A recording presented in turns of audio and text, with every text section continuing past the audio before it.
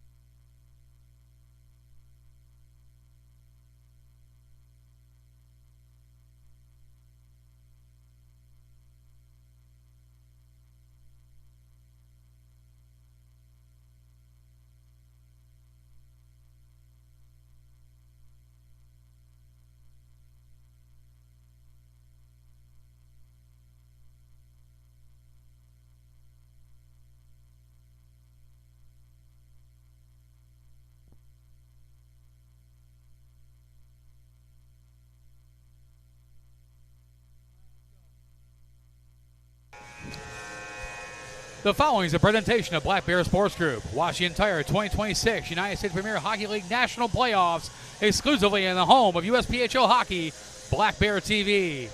Ladies and gentlemen, good afternoon and welcome to Mount Clemens Ice Arena. We're located approximately 30 minutes northeast of Motown, Detroit, in Mount Clemens, Michigan. It's Game 1 of the 2026 USPHL Premier Divisional Semifinals as a six-time USPHL Premier Great Lakes Division champion, 10 times overall when including the 3 HL days, as well as the 4-time Junior Hockey National Champions, the MetroJets, will face off against the Red River Spartans. My name is Matt Breer, the voice of the MetroJets Hockey Club, upon the flight deck alongside color analyst and Black Bear TV broadcast producer Matt Naiman. And Matt, this is what you play the regular season for. It is to get to this point. It is playoff time here at Mount Clemens Ice Arena, my friend. Yeah, and this is, it's one time of the season that we all look forward to, and unfortunately, by the time this is done, one of these two teams isn't going to make it.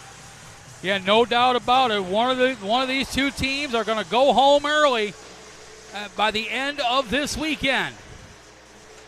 As we get set to go for the Troy Oral Surgery pregame show, for all of your oral surgery needs, some facial trauma reconstruction, oral pathology, pre- and post-prosthetic surgery, and more, Dr. Robert John, an oral maxillofacial surgeon, offers a full scope of oral maxillofacial surgical procedures. With almost 25 years of experience, Dr. John brings a unique combination of medical expertise, precision, and compassionate care to the practice. Learn more at TroyOralSurgery.com. These two teams met only twice during the regular season, and neither of those games were here at Mount Clemens Ice Arena. The only two times these two teams met was all the way back on October 17th and October 18th at F&M Bank Arena in Clarksville, Tennessee. The Red River Spartans skated to a 5-2 victory the first game, but the Jets came back with a 7-5 triumph over the Spartans back on October the 18th. While the Red River Spartans have been here to Mount Clemens Ice Arena this season, Matt Naiman, this is the first time they will face the MetroJets. Yeah, and it's going to be, they're going to have their hands full, and I think that goes both ways because we've seen games that the Red River Spartans have played, and let alone, this isn't the same Red River Spartans we've seen at the beginning of the season either. So a lot's going to play out here, and I think it's going to be a very challenging game here today. The MetroJets, the number 2 seed, the USPHL Premier Great Lakes Division playoffs, finished the regular season 36 wins, 7 losses, no overtime losses, 1 shootout loss, good for 73 points. 8-2 in their last 10 games in the regular season, coming in on a 3-game winning streak to end the regular season, while the Red River Spartans finished third. They are the 3 seed in the USPHL Premier Great Lakes Division, a record of 35 wins, 9 losses, no overtime losses, no shootout losses, 70 points. They have won their last 10 to end the regular season. What makes that significant, Matt Naiman, every single one of those wins were on the road. Yeah, and that's what can make it so tough for a team. Especially you get those road legs going from one barn to another and just traveling around. It does wear down on you, and the better you can respond, the better your team's going to be, obviously on the road, and then when you get home, you're going to be even better. So that's just a good thing to have those last 10 wins on the road. That's awesome. The last time the Red River Spartans lost was all the way back on January 11th, the 6-4 loss at the hands of the Fresh Coast Freeze, the same team they met in round number 1 this past weekend. And the Spartans skating away to a 7-0 and 7-2 victory to sweep the Freeze, earning themselves a date here this weekend at Mount Clemens Ice Arena. Yeah, the Red River Spartans for that series played some really, really strong hockey, and it showed in those wins that they got. So hopefully they can carry this on, and we're going to see ourselves one heck of a game here today. The MetroJets is the number 2 seed, one of 2 teams in the Great Lakes Division, earning a first-round bye, a free pass directly into the second round. And leading the way during the regular season, and of course the undisputed captain of the MetroJets, wears number 15, the 21-year-old from St. Clair Shores, Michigan, Jake Taylor.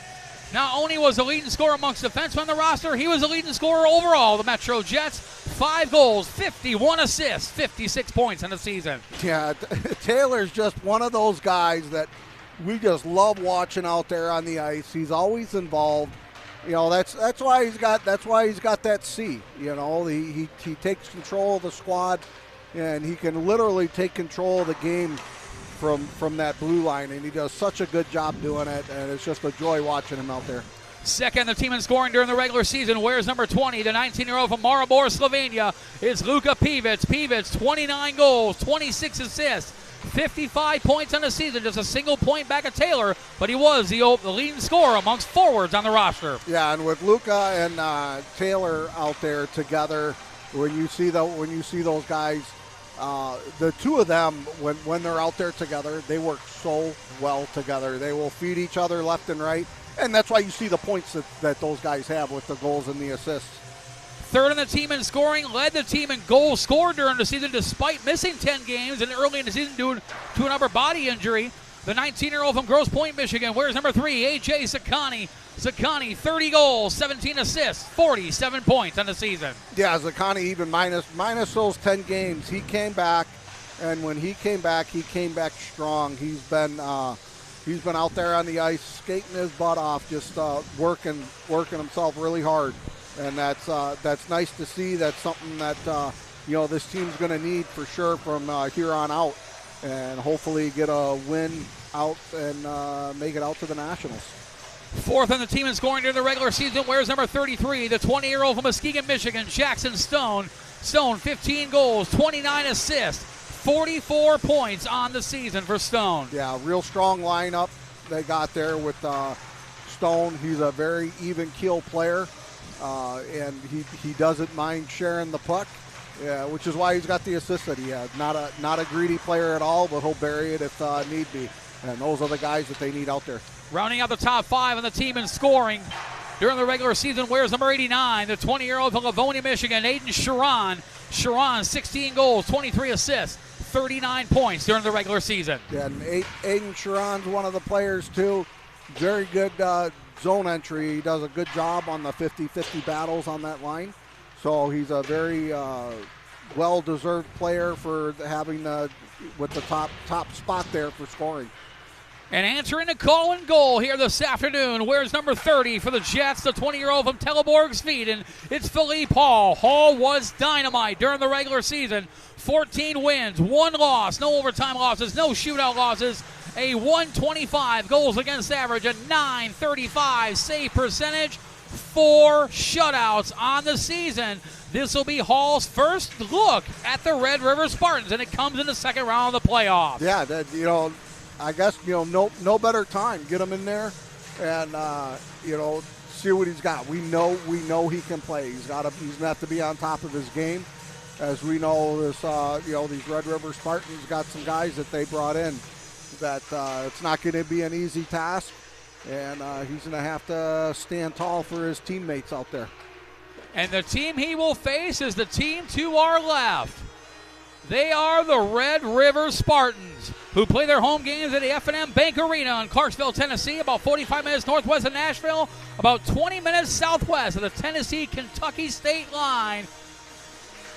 And this team is loaded at the top, and it all starts with their leading scorer during the regular season. Wears number 33, the 20-year-old from Oslo, Norway, Sander Corral. Corral, 31 goals, 60 assists, 91 points during the regular season. Yeah, for Corral, that is just some mind-blowing numbers right there. That's awesome to see. And then again, that's why I said that we're going to see ourselves one heck of a game. This Red River Spartans has quite a few guys here that we know just by looking at their numbers that they can score. So the guys are going to have to keep them to the outside, get the sticks in those passing lanes, get bodies out front, and help out Hall. But we know that this Red River Spartans can turn it on, and when they do, you're in trouble. No doubt about it. Corral finished 5th overall in the USPHL Premier in scoring. Second on the team in scoring is the second of that potent line, the 20-year-old from Akwesasne, Ontario, Canada, the 88, a Jet Jock. Jock led the team this year, 37 goals, 30 assists, 67 points on the season. Yeah, Jet Jock's one of those guys that, we know we'll be calling his name quite a bit here during this next 60 minutes here, and these guys are playing hockey. He's a player that's involved in a lot of stuff. He's a very good right winger who works really well along with his teammates. And it is worthy to note that Sander Corral and Jet Jock during these playoffs. They are second and third. Fifth in the team in scoring during the regular season. He is tied with Sander Carell for the lead in playoff scoring. It is the 19-year-old from Rockford, Illinois, the 28er Bryson Walls. Walls finished fifth in the team in scoring during the regular season, 22 goals, 15 assists, 37 points in the season. But in the playoffs, he has opened it up in just a couple of games. 5 goals, 3 assists, 8 points in just 2 games. That is just some good numbers right there in 2 games to rack up those points like that. So no better time than now to, have a player on your team that really opens up and starts putting up numbers like that. That's a great, great job. Third in the team in scoring during the regular season. Part of that potent second line the Spartans possess. The 20-year-old from Charlotte, North Carolina, the number 5, Caden Conover. Conover, during the regular season, 12 goals, 28 assists, 40 points on the season. Yeah, and for a guy, the 20-year-old, 6'2", 160 pounds, that's a lot of man moving down the ice. So that's going to be, a lot of these first, second line here for this team. Just really don't know them, just stat-wise. You look at the stats on these 2 lines they got, it's lethal. They can bury you real quick. Fourth in the team in scoring. Where's number 21 for the Red River Spartans, a 20-year-old from Ottawa, Ontario, Canada. Started the year the Florida Junior Blade before finishing up the Red River Spartans. It is Hunter McKnight, 18 goals, 20 assists, 38 points on the season. And to me, McKnight is a wild card to say the least. Having played in the Ontario Hockey League with the Guelph Storm back in the 2022-2023 season, played 24 games in the OHL, registered a goal and assist for 2 points in his OHL career. He is a wild card on this Spartans roster. Yeah, it's going to be interesting to see what he's going to bring, but at 6'3", 210 pounds for a center, that's a big boy out there playing center, so we'll be able to see with having that OHL experience is always going to be helpful, which I'm sure that's why he's here right now. Highest scorer amongst defensemen on the roster during the regular season. Where's number 11, the 20-year-old from Devontre, United Kingdom? It's Jake Hayward. Hayward representing his country, representing Great Britain in the World Junior Championships. Also took time to lead the team in scoring amongst defensemen. 11 goals, 22 assists, 33 points on the season. And that's just, great for a D-man. They got the other guys. He's got the guys up front that help out. You got him holding the blue line along with his other teammates on the blue line with him and his line. He just does a good job all the way around for these guys. And answering a call and goal this afternoon, where's number 1, the 20-year-old from Glenwood Springs, Colorado? It's Hunter Oger. Oger, the workhorse goaltender this year for the Spartans. 20 wins, 6 losses, no overtime losses, no shootout losses, 4 shutouts on the season. And for Oger, he was a goalie of record in both the games against the MetroJets. So head-to-head with Philippe Hall, Oger's got the advantage. He has seen the MetroJets before. Yeah, he does. So that's going to be advantage to him out there. And so he's going to know what to expect. He's going to know their style of play. And so we'll see what he's going to got. What he's going to bring into the game here. And we know that with Hall, if the 2 of them are on their game, once again, it's going to be a goaltender's duel, but I think we're going to see some very, very good back-and-forth hockey with these defensive lines that are out there, the offensive lines, especially 1 and 2 lines for both these teams. I think it's going to be really good, so we're going to be seeing a lot of good back-and-forth hockey, I think, in this game here. It's going to be Philippe Hall going one-on-one with Hunter Oger. Game 1, the 2026 USPHL Premier Great Lakes Divisional Semifinal Playoffs as we get set to go. And with that being said, this has been the Troy Oral Surgery pregame show. For all your oral surgery needs and facial trauma reconstruction, oral pathology, pre- and post-prosthetic care, and more, Dr. Robert John, an oral maxillofacial surgeon, offers a full scope of oral maxillofacial surgical procedures. Almost 25 years of experience, Dr. John brings a unique combination of medical expertise, precision, and compassionate care to the practice. Learn more at TroyOralSurgery.com.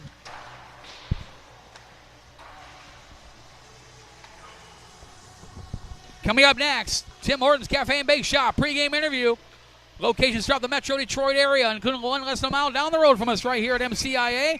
Get your morning started right for a quick pick-me-up during the day. That's Tim Hortons Cafe and Bake Shop. We are awaiting the arrival of Joel Patterson, who's going to be our Tim Hortons Cafe and Bake Shop pregame interview. The 18-year-old from Queenstown, New Zealand, will be making his way to the flight deck, and here he comes now. So we'll get them all situated, get all ready to go here.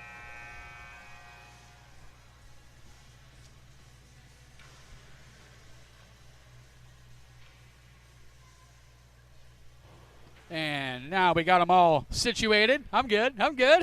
Yeah, we're missing a guy up here. Come on over here. Stand right about there. There we go. Tim Hortons Cafe and Bake Shop pregame interview. Joel Patterson from Queenstown, New Zealand. And Joel, first and foremost, I owe you an apology, number one.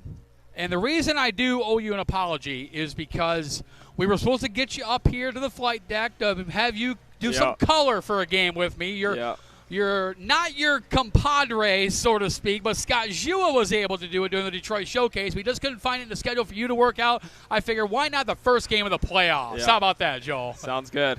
Joel, first and foremost, welcome up here to the flight deck. Your first season of junior hockey. We're going to talk about the World Junior Championship stuff here in a little bit. Yeah. But first year with the MetroJets, first year of junior hockey, how do you think it went well for you? It went pretty good. One of the younger guys on the team, and just glad to be here and glad that we're making a run to the end of the season. Was it a big adjustment coming not only to the USPHL, to the MetroJets, but coming to the United States in general? Yeah, 100%. I personally think coming from New Zealand, the US side of things compared to the Canada hockey side of things is completely different. The physicality and just the way of play and everything like that in the U.S. is completely different, especially making the jump to juniors as well. Now, you've seen some time in the World Junior Championships for your native country in New Zealand. Tell us about that experience. Yeah, no, it's awesome. My first year at the U20 team, we managed to win gold, which, it's an incredible thing to say that you've won a gold medal for your country. And then my first year of U18s, we won gold as well. So it's been an unreal experience even to be able to play for your country at the IIHF level. We mentioned in the Troy Oral Surgery pregame show, Jake Hayward, the defenseman for the RedRiver Spartans. He played for Great Britain. Was that in the same division as you? No, it wasn't. No, that would be a bit better than us. Okay, all right. Yeah. Well, we were wondering about that because I made the mention. I made a note to my head to ask you about that. Yeah. So, what are the future plans for you, Joel? Are you looking to come back to the Jets next season, or what are you looking at? Oh, I would. Yeah, it's been an awesome experience here at Metro, and I'd love to come back next season if I could. Yeah. So now one thing, we'll let you go after this last question. Yeah, no problem. What is the biggest difference, as Matt Naiman's right in front of the camera, what is the biggest difference between hockey in your native country, New Zealand, compared here to the United States? Look, it's a minority sport in New Zealand. There's not a lot of players. Obviously, rugby's our thing, and so coming to the States or Canada even, where like everything's hockey, and it's a numbers thing. Like we don't have the numbers back home as you do here, obviously, and that transfers to the level of hockey as well. So it's just an unbelievable level of hockey here compared to back home, and that's why I'm here. That's why I made the move here to pursue my dream and become a hockey player. Okay, I lied to you. I got one more question for you. Scott Jua is from Australia. Yeah. Now, truthfully, is there a rivalry? A, is there a rivalry between Australia and New Zealand? And B, is some of the lingo a little bit different? Yeah, 100%.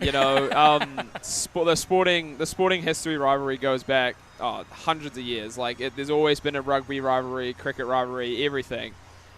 We obviously fought in world wars together, so we're best mates at the end of the day. But there's always a rivalry with the sport. Well, Joel, appreciate your time, man. Best of luck the rest of the season. We move on to the second round of the playoffs. Thank you very much. Thank Joel you. Patterson, our Tim Hortons Cafe and Bake Shop pregame interview. We're going to step aside real quick, take a short time out, come right back for pregame ceremonies and opening drop of the puck. You're watching MetroJets playoff hockey live exclusively on Black Bear TV.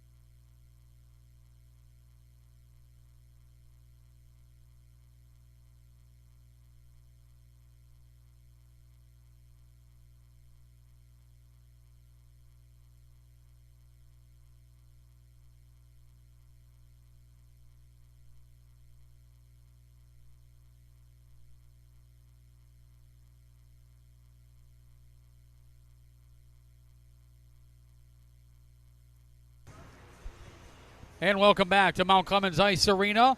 We're located approximately 30 minutes northeast of Motown, Detroit, in Mount Clemens, Michigan. It is Game 1 of the 2026 USPHL Premier Great Lakes Divisional Playoff Semifinals, featuring the number 2 seed, the MetroJets, who will face off against the number 3 seed, RedRiver Spartans. My name is Matt Preer, the voice of the MetroJets Hockey Club up high in the flight deck, joined by color analyst, Black Bear TV broadcast producer Matt Naiman, Tyler Naiman at the controls of the camera. And a little bit later on this evening, we'll hear from the sweet, subtle, formidable, and lovely Mount Clemens Figure Skating Club on ice reporter Sarah Vassar, a member of United States Figure Skating, USFS, with your focus in figure skating's individual competition, testing, or recreational. MCFSC is for you. All these opportunities, as well as becoming a part of the Spirit Family of Figure Skating, are available to you when you become a member. Sarah Vassar will be talking to the players making an impact in this weekend's semifinal playoff matchup between the Jets and the Spartans. Let's get to the Golden Greek scratches for the game. Before and after the game, located right across the street from MCIA, the official restaurant of the MetroJets Hockey Club. Scratches first for the RedRiver Spartans. There are no scratches for the Spartans. Everybody is dressed, everybody is healthy, and everybody is playing, so no scratches for the RedRiver Spartans. For the MetroJets, scratch number 68 of Joel Patterson. Also scratch number 92 of Evan Cote. Also do want to make a note. The number 5 of Chase Martin, he is done for the season. Upper body injury, so we will not see Chase Martin. Nor will the Jets see the 82 of Jacob Obchera. Obchera, a lower body injury, has knocked him out of the playoffs. So Martin and Obchera will not see any time in a MetroJets uniform for the remainder of the season. So a couple tough losses there for the MetroJets. Here in just a couple minutes, the Metro Junior Jets Hockey Organization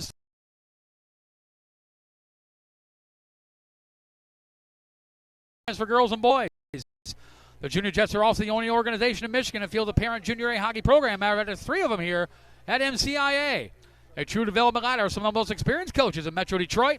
It is the Metro Junior Jets Hockey Organization. And coming up here after pregame ceremonies and then the national anthems is the SCSPayroll.com opening faceoff. Is payroll giving your company a 5-minute major penalty? Stop worrying about confusing tax laws and missed deadlines. SCSPayroll.com provides a complete and modern payroll solution designed for businesses just like yours. They are the power play you need to save time and ensure total accuracy. Simplify your business life and free up your time today by going to SCSPayroll.com right now and request your free consultation. That's SCSPayroll.com. So just about ready to go. Zamboni is cleared as we get ready for the 13th ever meeting between the MetroJets and the RedRiver Spartans. They've only played each other twice this season, both of those games happening down in F&M Bank Arena in Clarksville, Tennessee. Though the Spartans have played here at Mount Clemens Ice Arena this season, they went a perfect 4-0 at the 2025 USPHL Detroit Showcase just prior to the Thanksgiving holiday. But this is the first meeting here at MCIA this season between the Jets and the Spartans, and it comes in round number 2, the USPHL Premier Great Lakes Division semifinal playoff round.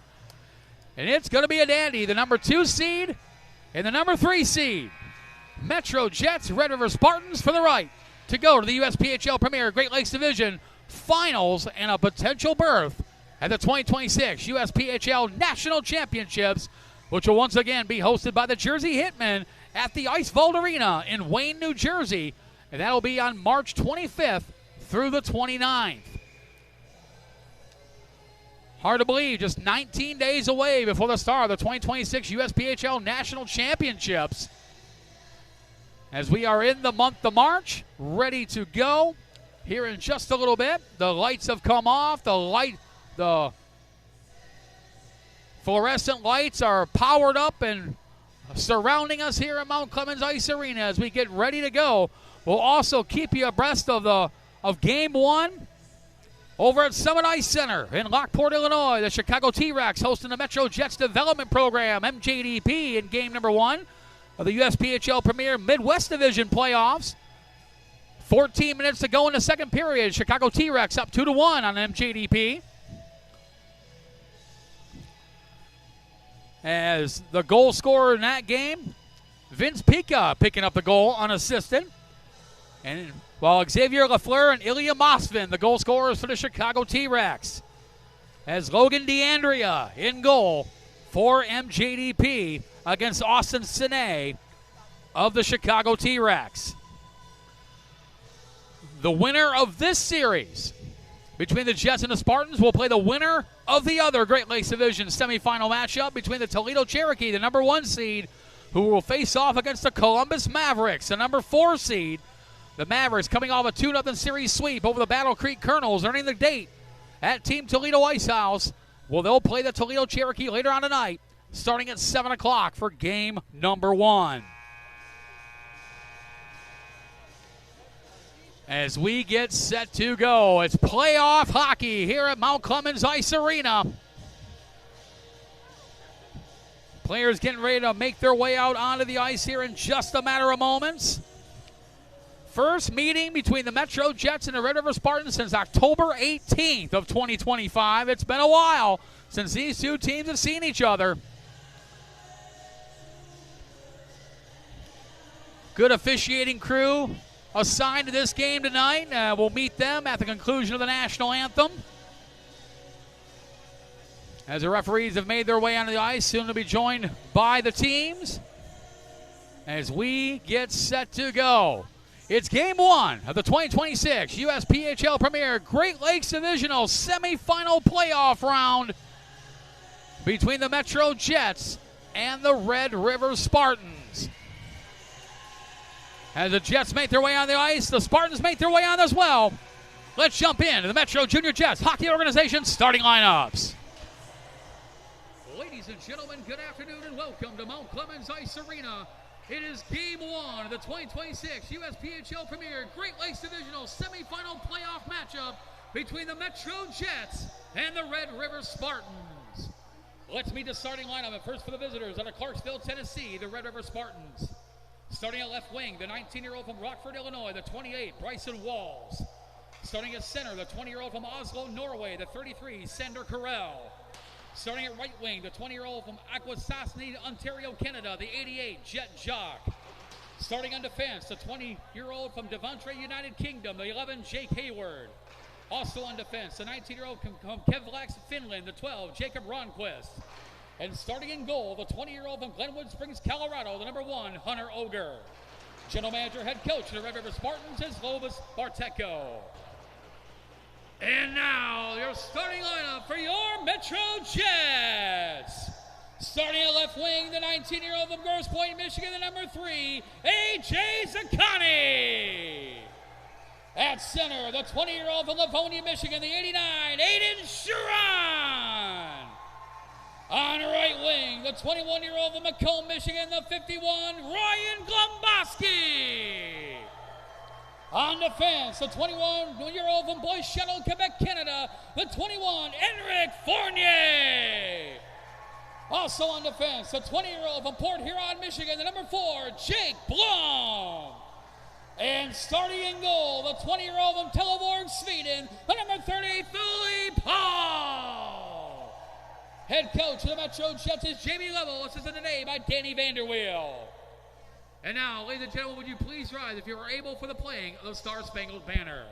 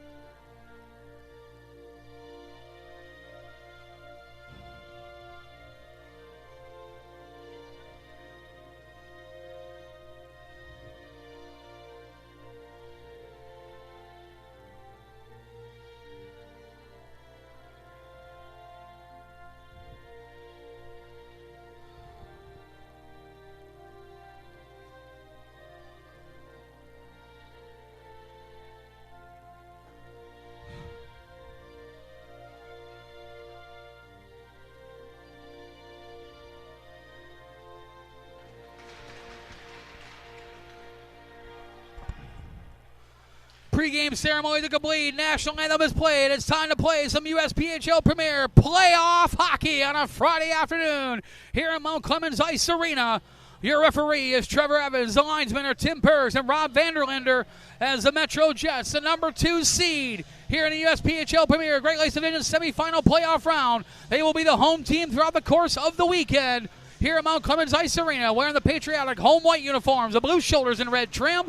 They are skinning right to left on your television screen, while the RedRiver Spartans, the number 3 seed in this USPHL Premier Great Lakes Division semifinal playoff round, they will be the designated road team throughout the course of this series.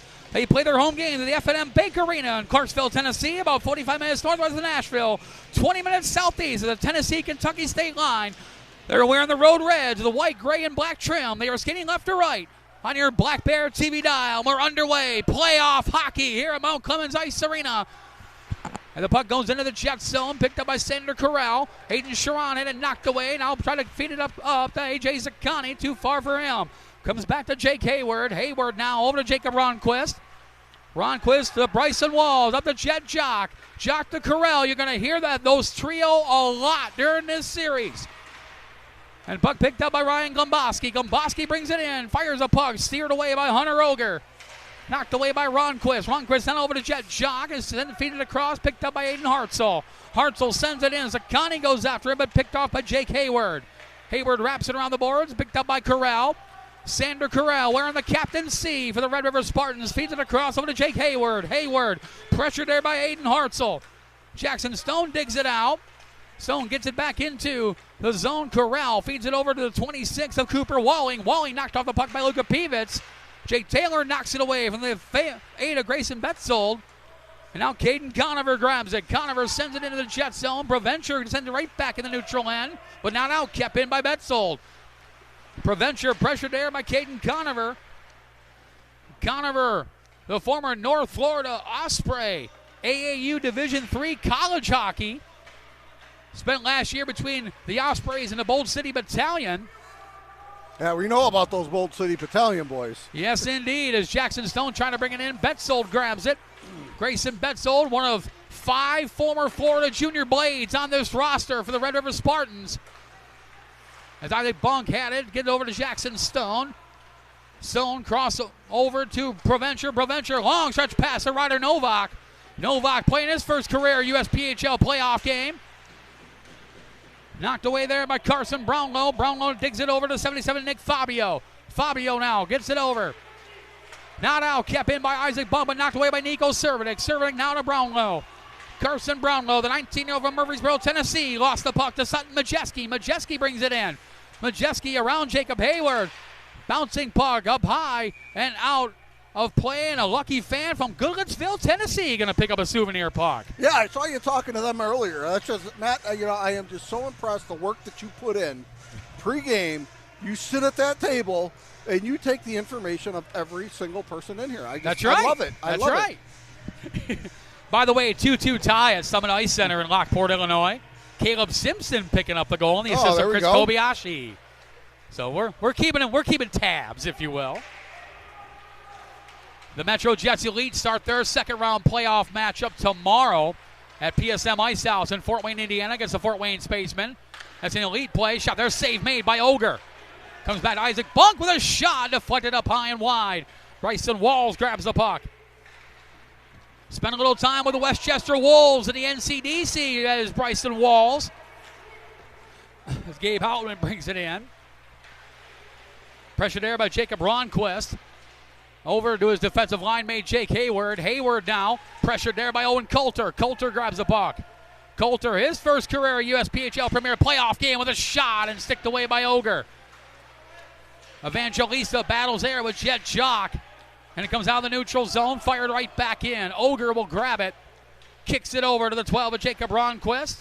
The former Tampa Bay Junior over to Jake Hayward. Now Jet Jock trying to feed it up to Sander Corral. Jet Jock in the 4 games here at the USPHL Detroit Showcase, he had 10 goals and 3 assists. Yeah, he was hot. That was, the Spartans were one of the teams we were keeping an eye on here. And they really impressed us during the showcase for sure. They went 4-0 here at the USPHL Yeah. Detroit Showcase. One of those wins was against the MetroJets development program. Yep. Couple of wins in the first round over the Fresh Coast Freeze has got them here today. 7-0 over the Freeze last Friday the 27th. Then a 7-2 victory over the Freeze last Saturday to earn them a trip to Mount Clemens, Michigan. Just over 10 hours on the bus to get here today. They left bright and early this morning at 5 a.m. 6 a.m., which is and that's 6 a.m. Central Eastern That time. can make it so tough for a team, right? The guys get they get to relax and stuff on the way up here, but they're kicked back. They're in a seat. They're on a bus, so it's not like you can keep them moving. So that's what they get. You guys know those road legs, right? So, You're right. We'll see. We might see it. We're probably going to see a different game tomorrow than we are going to see today. But as of right now, I mean, this is still a very good back-and-forth hockey game. No doubt about it. Sharon battles there with Conover. J.J. Zaccani kicks it over towards the net, picked up by Sharon. Sharon tried to feed it out in front and thought Zaccani was there. And here comes Conover. The 20-year-old from Charlotte, North Carolina, gets it into the Jets zone. Knocked right back out by Gomboski and picked up by Nick Fabio, the 19-year-old from Greenville, South Carolina. You'll get a lot of unusual cities and states. The teams based further south in the states go. Luka Pevens with a shot. Ogre makes the save. Beat out by Stone. And shot, he scores! Jackson Stone! First playoff goal of the season for the MetroJets. And Jackson Stone, the 20-year-old from Muskegon, Michigan, his first playoff goal. And the Jets strike first. They lead 1-0. Big goal. 5 minutes into the first period, Matt Naiman. Picked up by Emmerich Fournier. Fournier will send it in. Jets lead 1-0 on the goal by Jackson Stone. Now the Jet jock off the pass on Wall with Corral with a shot was blocked as Hall goes flying. It was Jackson Stone, his first goal of the playoffs from Luka Pevens and Isaac Bunk at 4:59. They give the Jets a 1-0 lead. Hayward, long stretch pass to Bryson Walls. Walls knocked off the puck there by Jaden Provencher and picked up by Emmerich Fournier. Fournier wraps it around the boards. Great job by Fournier getting that out. Here comes Hayward, going to put it back right down the other way. Going to gather that up in the corner, looking for a place to pass. Tried to put it out front. And gets back and out of the zone. Walling's going to come down, put it up to the blue line and tapped in. And here come the Jets back to collect and come back down the other way. He's going to wrap it back around the boards. And Willie tries to get it back, gets it into the back of the corner there. And picked off there by the 97 of Badurka. Had knocked away and called on a hand pass with 13:52 to go here in the first period. Jackson Stone is first to the playoffs from Luka Pevens and Isaac Bunk at 4:59. The Jets a 1-0 lead. For the game one of playoff, look at it. Hey, Tyler, take a look at the, he's not wearing his headset. Grab it. When you can, grab a look at that kid with the sign on it there, the MetroJets cheering on his boys here. And considering this game started right around the time of Detroit rush hour, it's a pretty good crowd on hand right now. Yeah, there's it's wrapped all the way around on the one side behind Philippe Hall there. Badurka had it kicked away. Jake Taylor now to Jaden Provencher. Provencher, long pass. Majeski tried to deflect it in and picked up there by Max Gloss. Gloss wearing number 71. Gloss, the 18-year-old from Opava, Czechia. Couldn't get it out. Kept it by Majeski. And now picked up there by the 22 and Nico Cervenek. Cervenek sends it in. Cervenek, Cooper Walling, and Jake Kellett, the only three players on this Red River Spartans team that were with the program one season ago. Everybody else is brand new. Oh, and it's showing. They got a lot of good guys. You can see they're very strong on the puck as they're pushing it right back into the zone too. And they're Jock the Walls, the backhand shot, and he scores. Oh, Bryson Walls just turned Philippe Hall inside out. And Bryson Walls, his hot streak continues. The 19-year-old from Rockford, Illinois. His 6th goal of the playoffs. And the Spartans have tied this game. Third playoff game. 6 goals. Wow. Yeah, he had Philip Hall went to go cover that up, and he said, no, I'm taking it this way. We mentioned it in the Troy Oral Surgery pregame show. For the Jets to be successful, they have to put the clamps on this Corral Jock Walls line. Yeah. They have to. They have no choice. And the way that they just allowed them cut through like that right across the paint and in, they can't be allowing that. They got to be able to stop that. No, absolutely not. And my goodness. Bryson Walls, his 6th goal of the playoffs from Jet Jock and Sander Corral. That came at 7-14. And here is Jet Jock. Knocked out the puck there by Isaac Bung and picked up by Corral. Red River Spartans' first goal. His 6th And goal that was honestly just a beautiful goal. Well timed, very patient with the puck. As Philippe Hall went down, he was pull it back and then put it back right back around him on the short side there, and was able to get that in there. It was just an all-around good effort. 7-minute, 14-second mark of the first period. 6 goals in 3 games. Well, not too bad. Not too bad. 2 and 1/2 period. Yeah. Leading scorer in the playoffs, showing why. And that was, one of the guys I said, we had said pre-game there, it's going to be one of those guys they're going to have to watch out for. They're going to have to block him out and, get in the way. And offside the call. It was barely, but it was offside. 11:26 to go here in period number 1. Evangelista was just a little bit over on the near side here over the blue line. He was just a little bit over on that.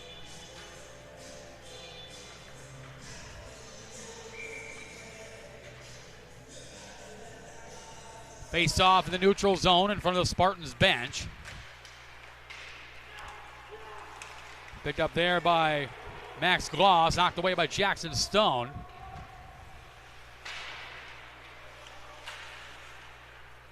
There's another shot there, it went just wide. So Bryson Walls, his 6th goal of the playoffs. You're going to pick a time to shine. Why not the playoffs, right, Matt Name? Picked up there by knocked away. And Damian Morin lost it to Pevitz. Pevitz over to Benerka with a shot and was blocked there in front by the 77 Nick Fabio. Now Damian Morin. Morin brings it in. Morin pressured on the puck by Daniel Luska. And the play continues in the Jets zone. Picked up by Ronquist. Feeds off, intercepted by Benerka. Out in front for Novak. Shot goes wide. Picked up by Sutton Majeski. Boy, the Spartans have got to be careful in their defensive zone. Couple of costly turnovers early in this game, one of them resulting in a goal. Yeah, and that was just it. This last one here, if he was able to get all that on that shot, we very well may have a 2-1 game right now. Shots are pretty even.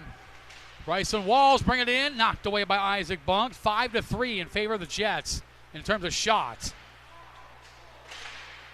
Puck knocked away by Fleming. Comes back to Jet Jock. Over to Ronquist. Ronquist now to Cooper Walling. Walling sends it over just wide and picked up by Tyler Fleming. Fleming now to Owen Coulter. Coulter brings it in. Coulter waiting for reinforcements. Jets in the midst of a line change. Knocked to the boards there by Ronquist.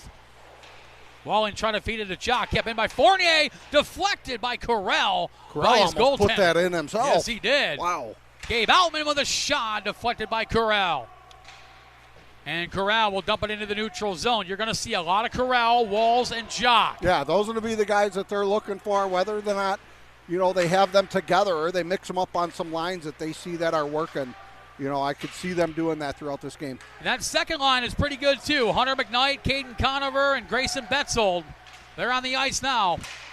Julian Niederman sends it over to the corner, picked up by Gabe Outman. Outman to the point to Jake Taylor. Taylor now sends it right back into the corner. Ryan Gomboski is there. Gomboski trying to feed it to Sharon. Was knocked off the puck there by Cooper Walling.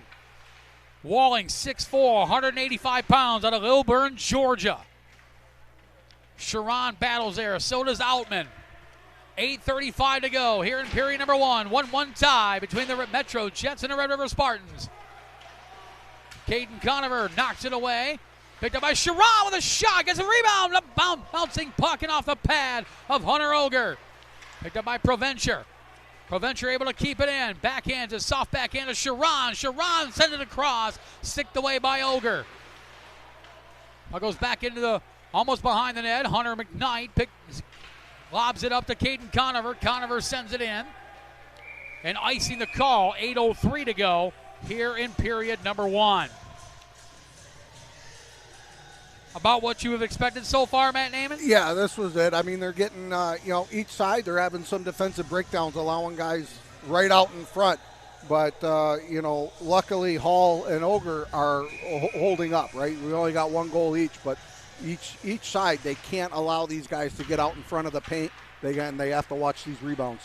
Is it beneficial for the Red River Spartans who have played last weekend, not having a weekend off at all, and in turn, the MetroJets have not played since February 22nd? Yeah, I mean it's looking that way, and this this Red River Spartans team has just been getting stronger as the season's gone on. And we haven't even mentioned it.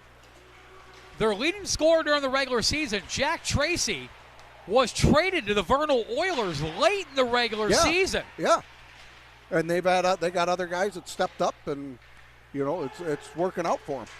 Maximilian Gloss coming over from the Oilers in that trade for Jack Tracy.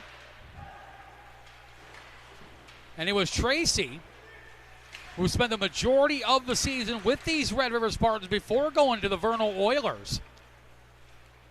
And he was dynamite in 38 games with the Spartans. 42 goals, 51 assists, 93 points.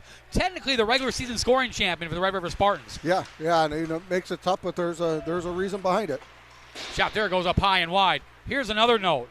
He played the final 5 regular season games for the Vernal Oilers. 5 games, 9 goals, 15 assists, 24 points in 5 games for the Vernal Oilers. Wow. Yeah, holy cow. You talk about adding, it would be like the Detroit Red Wings adding Connor McDavid and Nathan McKinnon to the roster. Yeah. You know what I mean? And, bringing them here. Yeah, and then bring them here. Yeah, pretty much. That's amazing. 24 points in 5 games for Jack Tracy. For that very point, the number 1 seed, Vernal Oilers. Shot there, save made by Oger.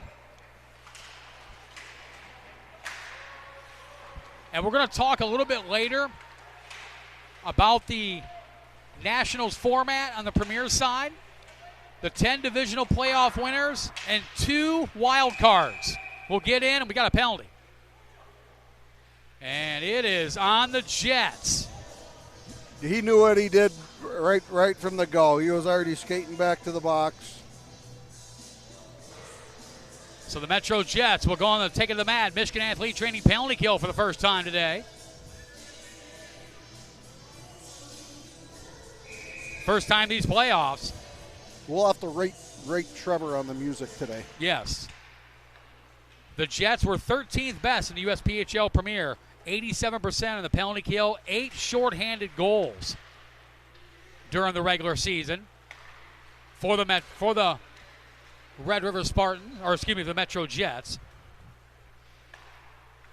Well, the Red River Spartans will go on the power play. Corral for Walls. Back to Corral with a shot off the top of the crossbar and out of play. As potent as the Spartans were, they're only 44th best in the USPHL Premier during the regular season. 18.3%, scored 25 power play goals and 136 opportunities with a man advantage. And those numbers are deceiving too, because right now they're moving that puck around really well here on this power play.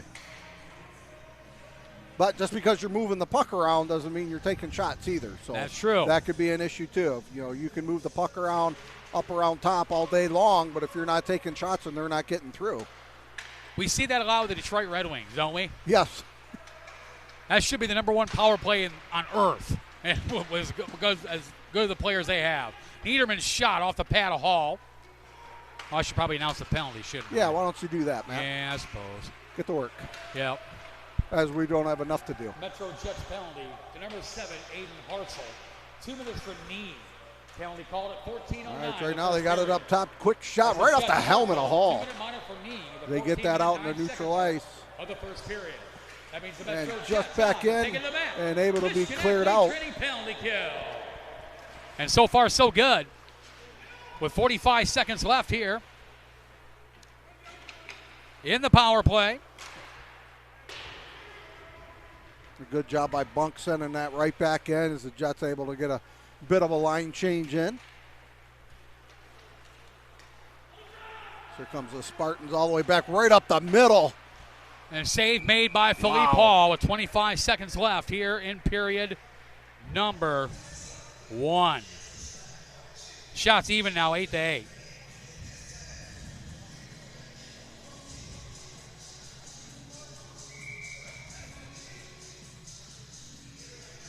Getting our Sarah Vassar all situated for our first period interview. So 25 seconds left in the power play. And thank you for the cookies, Sarah. No, that was. Oh, that wasn't Sarah? That was the Peacocks. Oh, Sarah brought them up. I thought maybe she made us the cookies that she owed us from the showcase. Yeah, she does owe us cookies. Yes, she does. Is she on? Yeah, she's on. She knows she owes us cookies. Doesn't mean she's listening, though. Yeah, no, yeah, that's for sure. And so the Jets doing a good job killing off that power play. Both teams back to full strength. Score still 1-1. Picked up by Jet Jock. Jock around Fournier. Waits for his teammates to come out. Ronquist, the corral, got to kick it to his forehand. Feeds it across, looking for Jet Jock with a shot, and he scores! Wow. Jet Jock makes it 2-1. We said Bryson Walls has 6 goals. How about Jet Jock? That's his 4th goal of the playoffs for the 20-year-old from Akwesasne, Ontario, Canada. And the Spartans lead by a score of 2-1. Averaging 1.285 goals a game. Pretty much. Hey, look who just joined us up on the deck. Is that Freddie Soderbergh? That is Soder. Yes, indeed. We mentioned it, and we're gonna mention it all this whole series. To stop the Red River Spartans, the MetroJets have got to figure out a way to stop Sander Carell, Bryson Walls, and Jet Jock. There is no ifs, ands, or buts about it. They have to put a stop to that top line. And here they come, 3-on-2 if they hurry. Coulter had it knocked away. Evangelista goes back after it. It was Jet Jock, his 4th of the playoffs, from Sander Carell and Jake Hayward. Carell's got 2 assists. Yeah, they're going to have to be able to slow down that line somehow. They're going to have to figure it out. I mean, for the most part, yeah, they're only down 1 goal. But, the Red River Spartans are the one getting inside. They beat him, right close, glove side. That must have snuck in between the post and his body, right under his arm. Looking at it, I thought he had made the save, but that had got past him somehow. Picked up by Evangelista, had it knocked away by Caden Conover. Daniel Luska wraps it around the boards, not out. Kept in by Aiden Wagner. Wagner now over to Hunter McKnight, had it kicked away by Luska. Over to Jaden Provencher. Provencher backhands it. Almost kept in by Nick Fabio, but now Provencher gets it back. Off the board, looking forward, and finds Sutton Majeski. 2-1. Red River Spartans out on top. Picked up by Gomboski. Backhand shot saved by Ogre. Big side. Pivas goes head first into the boards. Gets up after a little bit of entanglement there with Jet Jock as Fabio knocked to the ice. A penalty coming to the Jets. Jets are as Majeski tripped up Corral Fabio. through everybody. Save made. And a penalty coming. And that is going to be on the Jets, and I believe that's going to be for tripping there. Sutton Majeski heads off. 2-minute minor for tripping will put the Spartans on the power play for the second time. They're 0 for 1. An issue they are definitely going to have to fix right now. You're already down 1. Got a power play. You can't afford to go down another one right now. The MetroJets, one of the least penalized teams in all the USPHL Premier during the regular season. And you got the Red River Spartans. They came to play. They're moving their feet, and they're not stopping, and that's where they're going to draw those penalties. And right now It's on them. They're the ones moving, and when you move your feet and you're in tight situations like that, that's when you draw those penalties out. Yeah, the MetroJets were the least were the least penalized team in all of USPHL Premier during the regular season at 326 penalty minutes. Can't really include Hannah Havoc and the Connecticut Rough Riders. Ironically, the Chicago T-Rex were third. MJDP was sixth. Interesting. Sutton Majeski, 2-minute minor for tripping. And where we at on that DP game with the T-Rex here today, Matt? Get you here in just a second. Enlighten us. Yes. 1 minute remaining in the first. As I believe that last we had said that MJDP T-Rex game that was tied at 2 apiece. We'll get that and update you here in just a bit. The Jets able to clear that back out the other way. Olger is going to stop that back there behind the net. Michigan athlete training penalty kill. I'll wait for someone to pick it up. 35 seconds left here in the first period. 47 seconds left in the power play, and it's 3-3, end of 2 over in Summit Ice Center. Clovis Gamelin picking up a power play goal. Definitely got ourselves a game going on over there as well. Taylor over to Provencher, who fires into the neutral zone. 15 seconds left. Hayward waits for his teammates to get back on. 10 seconds left. The puck sent all the way down. That should just about do it here for this first period. But the damage done by the Red River Spartans, that potent line of Corral, Jock, and Walls accounts for both goals. So there's going to be a short 15-second carryover here. The MetroJets with 9. Going into the second period. Red River Spartans 2, the MetroJets 1. Coming up next, National Coney Island first period interview as our first appearance of the playoffs by our Mount Clemens Figure Skating Club on ice reporter Sarah Vassar makes her way to center ice, and she's going to talk to the man who opened the scoring in this game, picking up his first goal of the playoffs, a 20-year-old from Muskegon, Michigan, Jackson Stone, standing by with Mount Clemens Figure Skating Club on ice reporter Sarah Vassar. Thanks, Matt. So Jackson, you had the first goal of the game. Can you walk us through how that developed? Bunky just got the puck up here in the middle neutral zone. He fed up Piv. Piv went and took a shot. Well, there was a rebound. I just came in the slot and I just buried it. All right, well, it works. Yeah. So this is your guys' first playoff game. Heading into the second period, what do you think the message has to be? We just gotta be simple, all right? We gotta be smart in our zone. They really only have one line. We just gotta capitalize on that. We gotta be simple, get pucks in deep, get shots on net, and just be smart and be simple. That's all we gotta do. All right, well, good luck with the rest of the game. Appreciate it.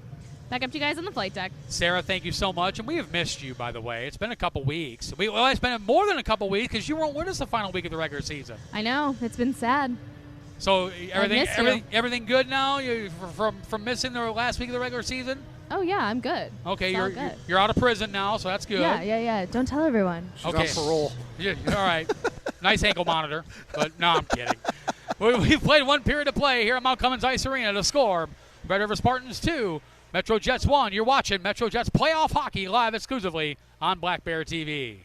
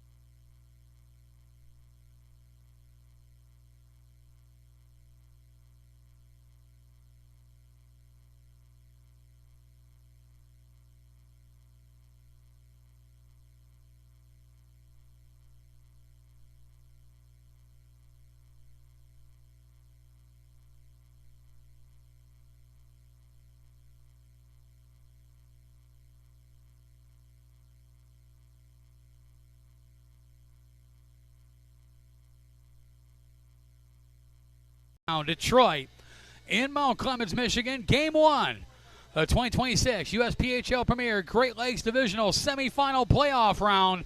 At the end of one period of play, the Red River Spartans 2, the MetroJets 1. My name is Matt Preer, the voice of the MetroJets Hockey Club up high in the flight deck, soon to be rejoined by Matt Naiman, our Black Bear TV broadcast producer and color analyst. Tyler Naiman, as always, when he's not on his phone, is on the camera, working hard each and every game night. And Mount Clemens Figure Skating Club on Ice reporter Sarah Vassar in search of new playoff prey. You know, I found out what we can do with her. Yeah. You know, with short people like that. Yeah. You grab them and you put them on top of the refrigerator and just walk away. And they have to jump down. Yeah, and a lot of times they're scared of heights. That's true. So if we ever need to keep her in a spot, you know, we can throw her on one of the cabinets and stuff, and we'll be good to go. We'll know where she's at. National Coney Island first period recap. National Coney Island has been in business since 1965, over 60 years, and currently owns and operates over 20 restaurants here in southeastern Michigan. Corporate headquarters are located just down the road in Roseville, home of the original location. Call 1-888-44-CONEY and order now. Shots on goal in the first period. Red River Spartans with 11, MetroJets with 9. And it was the Jets who struck first. Jackson Stone, his first goal of the playoffs. On the assist from Luka Pivitz and Isaac Bunk, they came at 4:59 in the first period to give the Jets a 1-0 lead. But then that top line, that potent top line, the Red River Spartans woke up. Bryson Walls, his playoff leading 6th goal of the playoffs.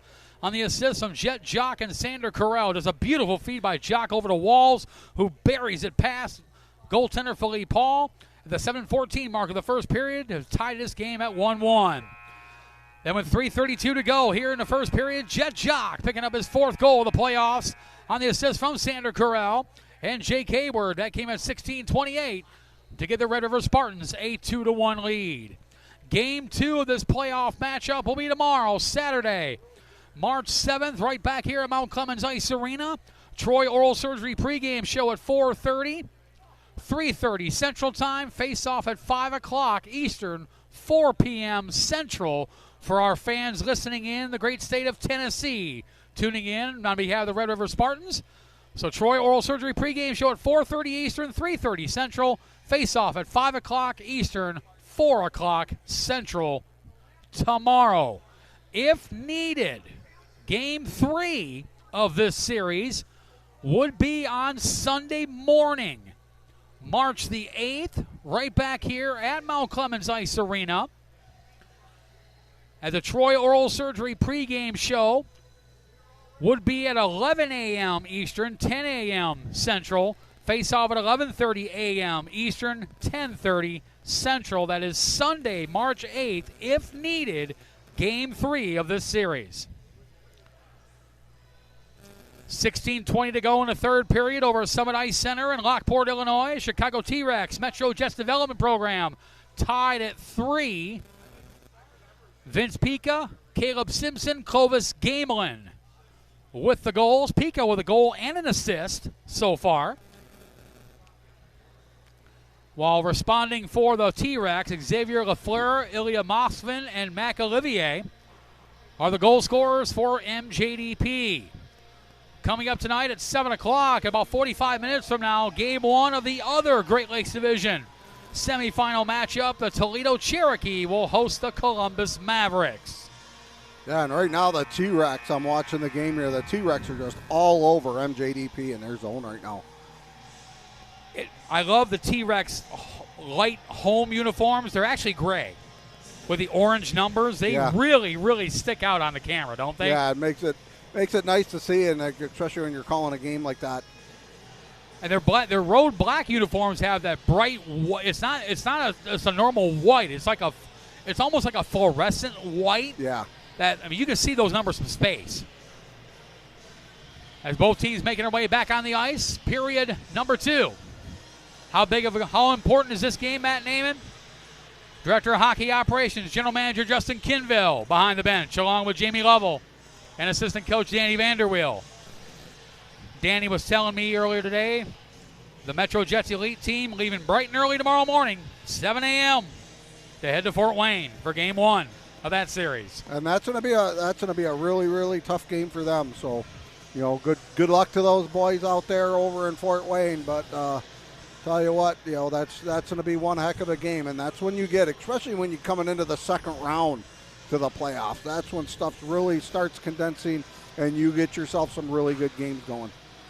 The Jets will start off with 15 seconds left in the 2-minute monitor for tripping on Sutton Majeski, which came at the 18-15 mark of the first period. The MetroJets, of course, the home team throughout the course of this semifinal series, wearing the patriotic home whites. The blue shoulders in red trim, they're skating left to right on your television screen. While the RedRiver Spartans, based out of Clarksville, Tennessee, they are the road team throughout the course of this series.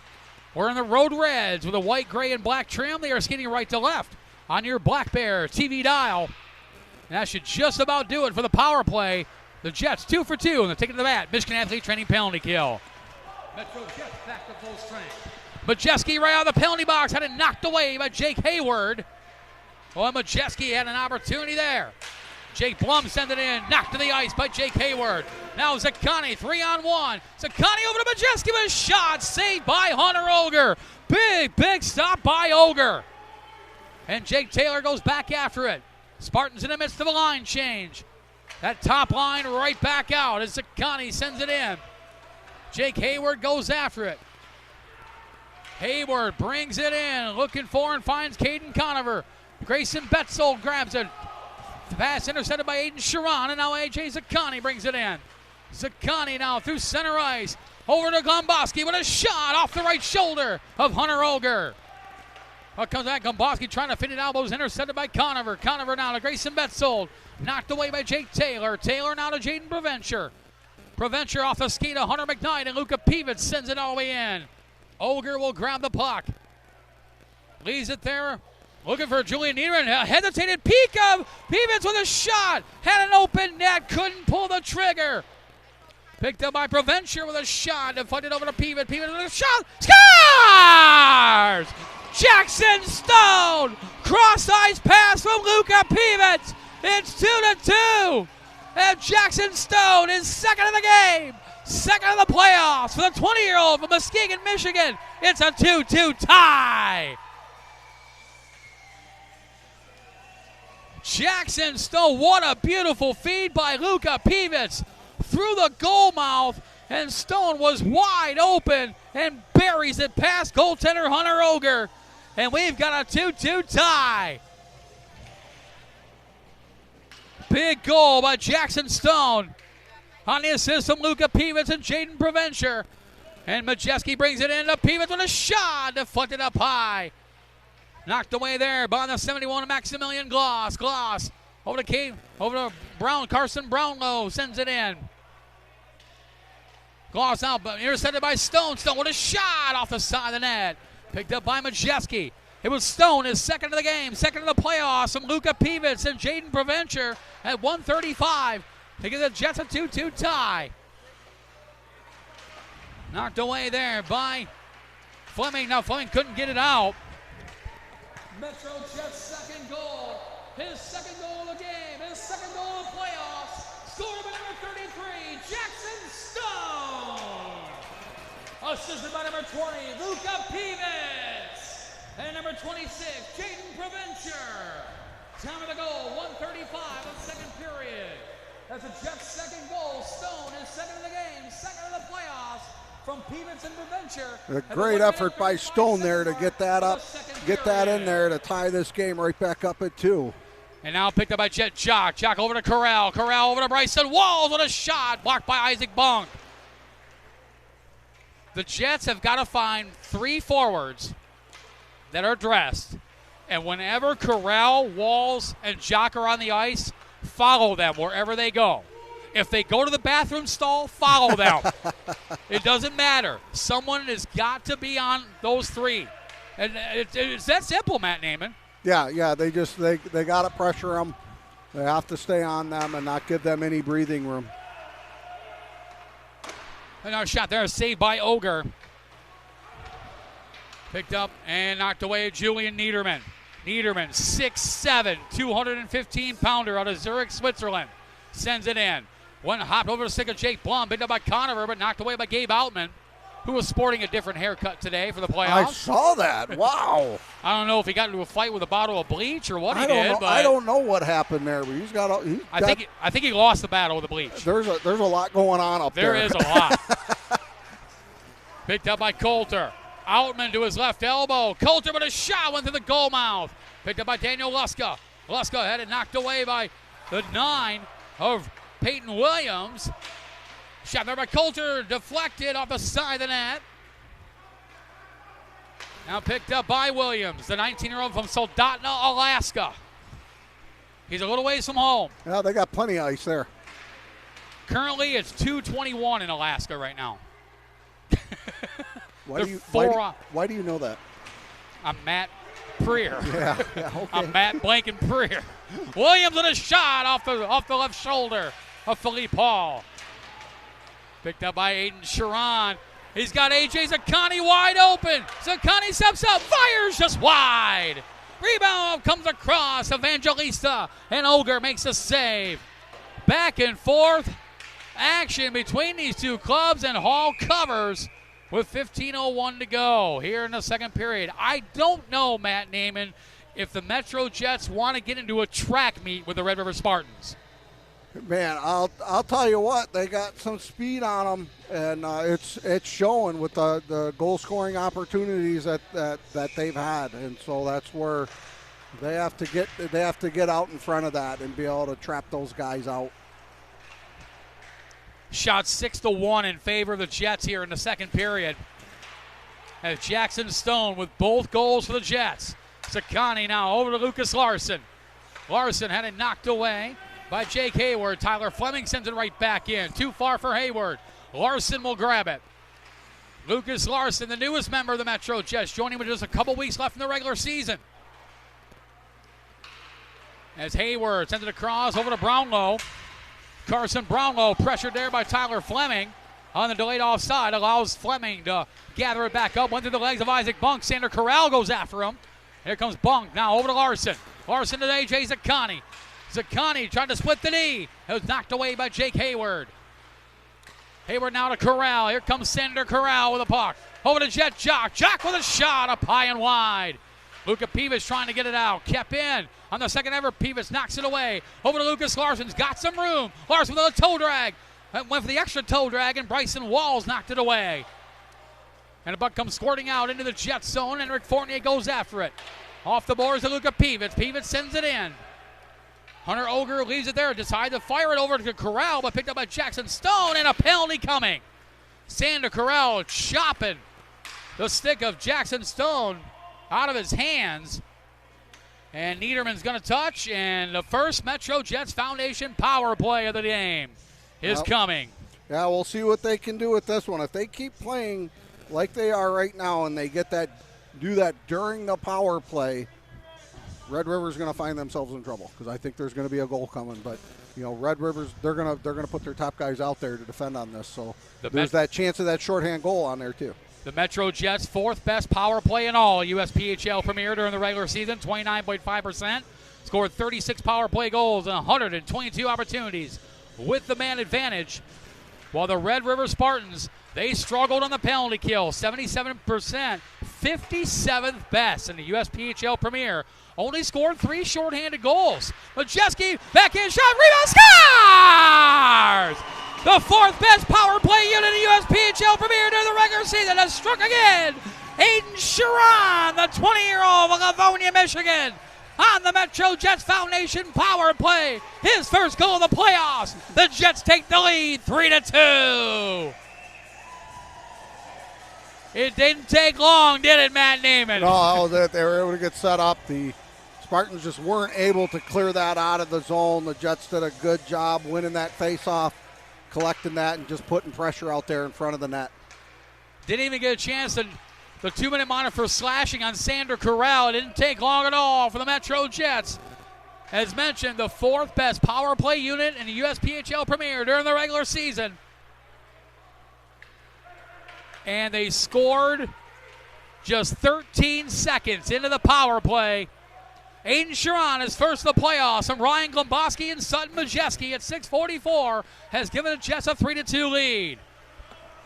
MetroJets' third goal on the MetroJets Foundation power play. His first goal of the playoffs, scored by number 89, Aiden Sharon. Assisted by number 51, Ryan Gomboski. And number 14, Sutton Majeski. Time of the goal, 6:44 of the second period. And the Jets' third goal on the MetroJets Foundation power play. Sharon is first in the playoffs from Gomboski and Majeski, the 6-minute 44-second mark of the second period. Gomboski just got the initial shot off, and Sharon buried the rebound. And the Jets lead 3-2. Boy, Matt Naiman, the Jets coming out swinging here in the second period. And here they go again. Sutton Majeski's got room. Fires up high and wide. Henrik Fournier fears it back over to Jake Blum. Blum sends it in. Fabio grabs it. No, not that Fabio. Oh. Picks I didn't think he was still around. I think he's still alive, isn't he? I have no idea. I don't know. He's not looking as pretty as he used to be. I'm sure he's not. Let's go with that. You have to be of a certain age to get the reference. Right. So there's scores! Hat trick from Jackson Stone. It's 4-2. Jackson Stone, the 20-year-old from Muskegon, Michigan, the 3-goal hat trick. It's 4-2. Wow. What a time for Stone to turn it on, huh? My goodness. Jackson Stone had 15 goals during the regular season. He's a fifth of the way there already in game one. Jackson Stone makes it 4-2 with a 3-goal hat trick. Luka Pevic, Jake Blum drawing the assist. Just 2:02 after Aiden Sharon's power play goal gave the Jets the lead back. It's 4-2. Jackson Stone with 3 of the 4 goals. Evangelista brings it in. Into the skates of Jake Hayward, now to Sander Corral. Corral brings it in, knocked away by Henrik Fournier. Picked up by Jake Blum. Blum, soft pass to Aiden Sharon. Sharon will bring it in. Nice little stick handle around Bryson Walls. Sharon for Evangelista. Evangelista with a shot, goes wide. Fournier, that there is him and Hayward got collided. MetroJets' 4th goal. His 3rd goal of the game. His 3rd goal of the playoffs. The hat trick for number 33, Jackson Stone. Assisted by number 20, Luka Pevic. And number 4, Jake Blum. Time of the goal, 8:46 of the second period. That's the Jets' 4th goal. Stone, his 3rd of the game. 3rd of the playoffs, the hat trick on the assist from Pevic and Blum at the 8-minute 46-second mark of the second period. 4-2. McKnight knocked away by A.J. Zaccani. Zaccani to Baderka. Noah Baderka had it knocked away from him by McKnight, and McKnight gets it on the neutral zone. Fleming sends it right back in. The MetroJets have absolutely come out swinging here in the second period. I mean, they did exactly what we were talking about, that they need to get on these guys, not give them any breathing room, and that's exactly what they've been doing. As soon as they touch that puck, they're on them, and they're having to make quicker decisions to get rid of that puck, or they're disturbing enough of the play that they can't even do anything, and so they're able to take the puck back and head back down the other way. Grayson Betzold brings it in. He's got Damian Morin right behind him. Provencher knocks it away, but not out. Kept in by Nick Fabio. Fabio pressured there by Ryder Novak, and to get it out into the neutral zone. Picked up there by Aiden Wagner. Off the pass from the 22 of Nico Cervenek. Puck goes all the way down. Brownlow negates the icing. 9 minutes to go here in period number 2. MetroJets with 3 unanswered here in the second period to take a 4-2 lead. And here's Ryder Novak. 3-on-2 if they hurry. Novak, soft pass. But ends up with a shot. Save. Rebound to Larson off the side of the net. And picked up by Morin. He's lucky he didn't touch that, because that very well may have been too many men on that. Provencher to Hartzell fresh off the bench with a shot. He scores! Aiden Hartzell makes it 5-2. The 18-year-old from Muskegon, Michigan. There's something in the water in Muskegon today. It's 5-2. I'll tell you what. The guys that aren't your normal everyday goal scorers for the Jets. And that's going to be it for Hunter Olger. Here comes Ray Thompson. Those are the guys turning it on right now. One of them with a hat trick. Ray Thompson will now come in. Hunter Olger's night is over as Ray Thompson, the 19-year-old from Orange Park, Florida, will now come in relief of starting goaltender Hunter Olger. Thompson, 15 games played this season, a .306 goals against average, a .910 save percentage for the former Bold City Battalion. As Thompson now in goal, Hunter Olger's night is over, Matt Naiman. Oh, and that's just it. He did during that time make some very, very good stops, but some of the shots very good stops, but some of the shots that that the Jets have placed on him are ones that any goaltender would want back, and so obviously he felt that they needed to get someone else in there, and that's exactly what they're doing. And right now, I'm not sure how much time is left, but the T-Rex are leading MJDP 4-3 right now here in the third period. So we'll keep you guys updated on that. And right now, the Jets just taking a 5-2 lead in this game with 7:50 left to go here in the second period. I was listening to you as I was announcing that. 5-4 now? It may be. Yep, 5-4 with 7 minutes to go in the third. Well, here's how behind they are. They have 4-3 on Black Bear. So Makita Amelka made it 4-3. Corey Anderson tied it at 4-4. Then Valentin Kurbos has made it 5-4 for the T-Rex. We're just under 6 minutes to go here in the third period for the T-Rex and MJDP, and we got 7:30 left here in the second period. 5-2 Jets lead. The Jets came into this period trailing 2-1. It has been all MetroJets in this second period. Shots 13-3 in favor of the Jets. 4 unanswered goals. Stone, Sharon, and Hartzell, the goal scorers. And like I had said earlier, those are the guys that aren't the typical goal scorers for these MetroJets. No, not at all. Luka Pivets with 3 assists today as Thompson makes the save. Let's meet Ray Thompson, the 19-year-old goaltender from Orange Park, Florida. 15 games played this season, a .306 goals against average, .910 save percentage, no shutouts for the former Bold City Battalion goaltender.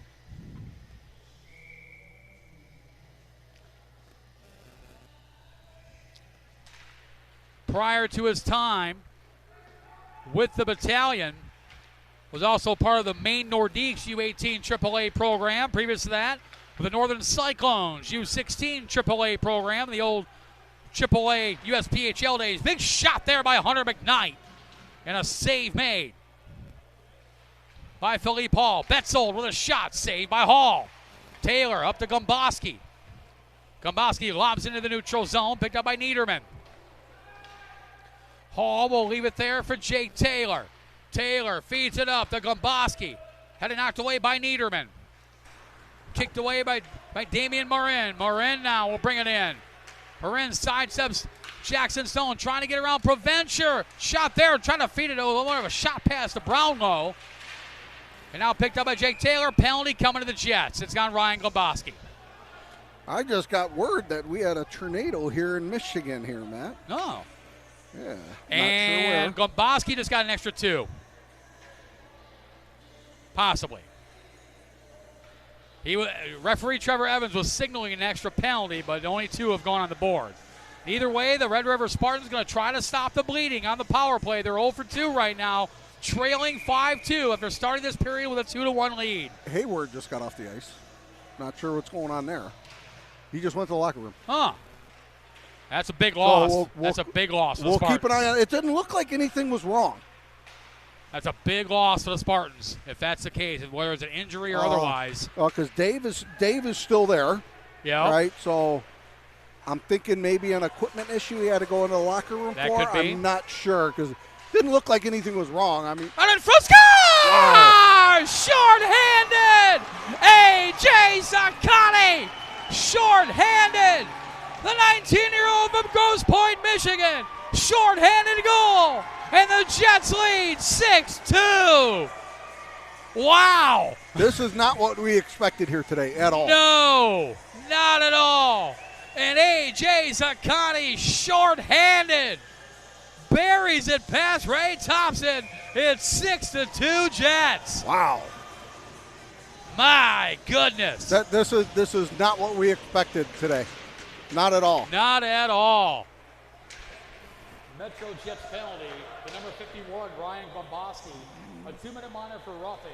Penalty called at 13:48. So just as Red River was going to try to capitalize on this power play to stop the bleeding, the Jets fire another shot, now winning this game 6-2 so far, have the lead. So we'll see. There's still just over a minute left here in the power play for Red River as they get sent all the way back down the other way. Assisted by number 89, Aiden Suran. And number 21, Edward With Fournier. those misfires on that shot, he's still got it going up right through up top. McKnight over. His first in the playoffs. Zakani from Pass up to Waltz. Waltz looking for a place to go. Pass off to the side. The Jets are 2 for 2, and they're taking to the mat Michigan athlete training penalty kill, and they got a shorthanded goal to boot. It's 6-2 Jets. Wow. It was 2-1 coming into this period. Wow. Jamie Lovell threatened the players in the locker room with their life. Well, you know, something that's a little different though too is, you know, you got Jamie, and Jamie's the guy that you know, we've heard him do some loud talking, I guess you could say, right? But the boys are behaving. Q's on the bench. Exactly. You got Q on the bench there today, and that was something, you know, Q said, I want to be there today. So we made some changes down underneath, so Q was able to do that. So he's one of those guys that can calm the players down really well and get them to do what they need to do, right? And not in a sense you can play panicked or play scared. He can calm them down and tells them what to do. So right here on this power play, you just pointed, they're going to send him right back out. So he's going to go out on the ice. And here he goes. He's all there, all alone, looking for someone to pass to. My goodness, Matt Naiman. What a display. What an offensive display by the MetroJets. And that's what makes it nice. Like I had said, it's just you don't have your normal typical goal scorers that you have for the Jets. Those aren't the guys scoring the goals today. So it's nice to see these other guys waking up. And you know, just in time, come playoffs, and if it carries over, they make it into nationals. You know, that's what you want. It's been a dominant second period as Philippe Paul, catcher style, gloves it down. Shots 15-5 in favor of the Jets, 24-16 overall. Well, they realized that Freddie Soderberg's here and Robert Poliski, two Jets alumni, so they wanted to play well in front of their alumni, right? Yeah, that's it. 3:24 to go. General Manager, head coach Lobos Barteco, he is bewildered at the moment.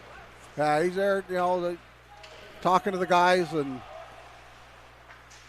making some adjustments and seeing what they got to do, because right now the Jets are just putting all kinds of pressure on them. Bunk with a shot, goes wide. Lobos Barteco, former St. Louis Blue, former Atlanta Thrasher in the National Hockey League. Not a whole lot of former Atlanta Thrashers are there. No. Picked up by Caden Conover. The Spartans absolutely reeling. A shot there by McKnight. Patted away by Philippe Hall. Isaac Bunk now to Evangelista. Sandro Evangelista brings it in. Cross ice up. Pivets. Oh, couldn't pull the trigger. And it was knocked away by Nick Fabio. Over to Nico Cervenek. Cervenek now brings it in. Shot there. Into the paraphernalia. Philippe Hall, who hangs on with 2:34 to go here in period number 2.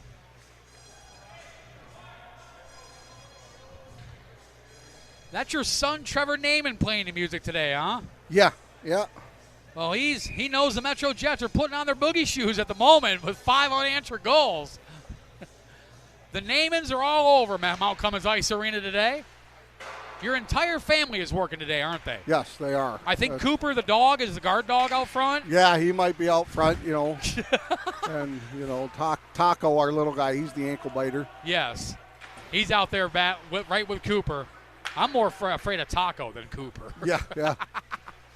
Him and Sarah Vassar are hanging out together. Yes, indeed. The two little ones.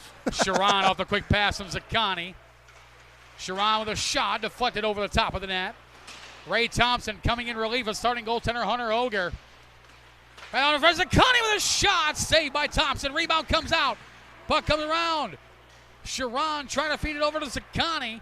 And it comes back to Provencher and it hops over his stick. Pressured there by Damian Morin.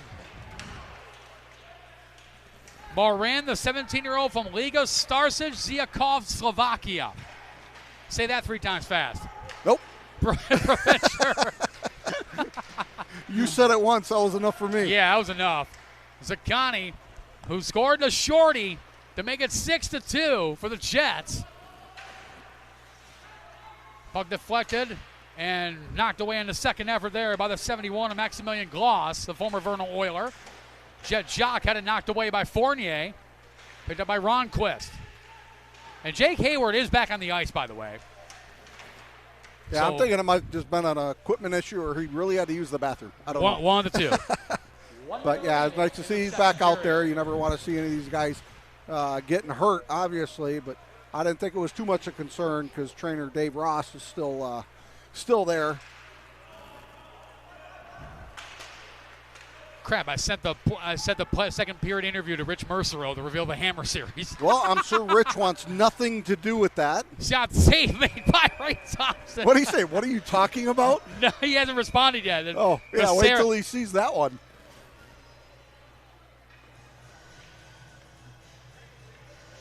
That's funny.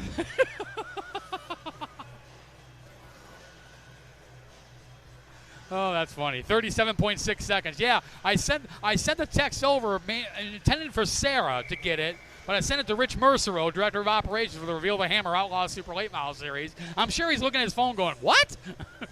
Matt, are you drinking again? Hey. 36 seconds left. Here in period number 2, it's been all MetroJets. Bunk, shot, saved by Thompson. With 29.6 left here in period number 2. Next shot by the MetroJets will be the 20th shot this period. They've definitely turned it up. That is for sure.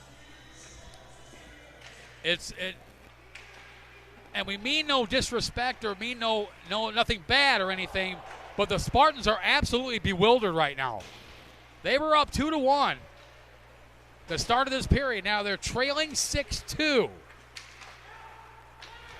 Fleming over to Isaac Bunk. 10 seconds left here in period number 2. It's been all MetroJets. And the puck sent down. And that's Conover, one last chance. Save made by Hall as a horn sounds to end period number 2. Shots on goal in the second period. RedRiver Spartans with 8. 2-period total of 19. The MetroJets with 19 shots on goal. 2-period total of 28. The score at the end of 2 periods to play. The MetroJets 6. RedRiver Spartans 2. Coming up next, DTS Drivetrain Specialist. Second period interview. Second appearance of the day by Mount Cummins Figure Skating Club on ice reporter Sarah Vassar. And she is going to talk to the man who gave the MetroJets the lead on the MetroJets Foundation power play. And as soon as he removes his helmet, we will talk to the 20-year-old from Livonia, Michigan, Aiden Sharon, standing by with Sarah Vassar. Thanks, Matt. So, Aiden, so far you have 1 goal and 1 assist. What's making all that happen for you today? Just keeping it fugly with the boys, just putting pucks on net, getting it deep. So what do you think you guys have to do heading into the third period to keep all this momentum going? I think we just got to keep everything the same. We're playing great. That was a great second period. Just got to keep the momentum there. All right, well, good luck with the rest of the game. Thank you. Back up to you guys on the flight deck. Thank you very much, Sarah. Nice hair, by the way, Aiden. Your hair is I thought you were talking about me. Your hair is lovely. You always have nice hair, Sarah. We've played 2 periods of play here in Game 1 of the 2026 USPHL Premier Great Lakes Division semifinal playoff matchup. The score at the end of 2, MetroJets 6, Red River Spartans 2.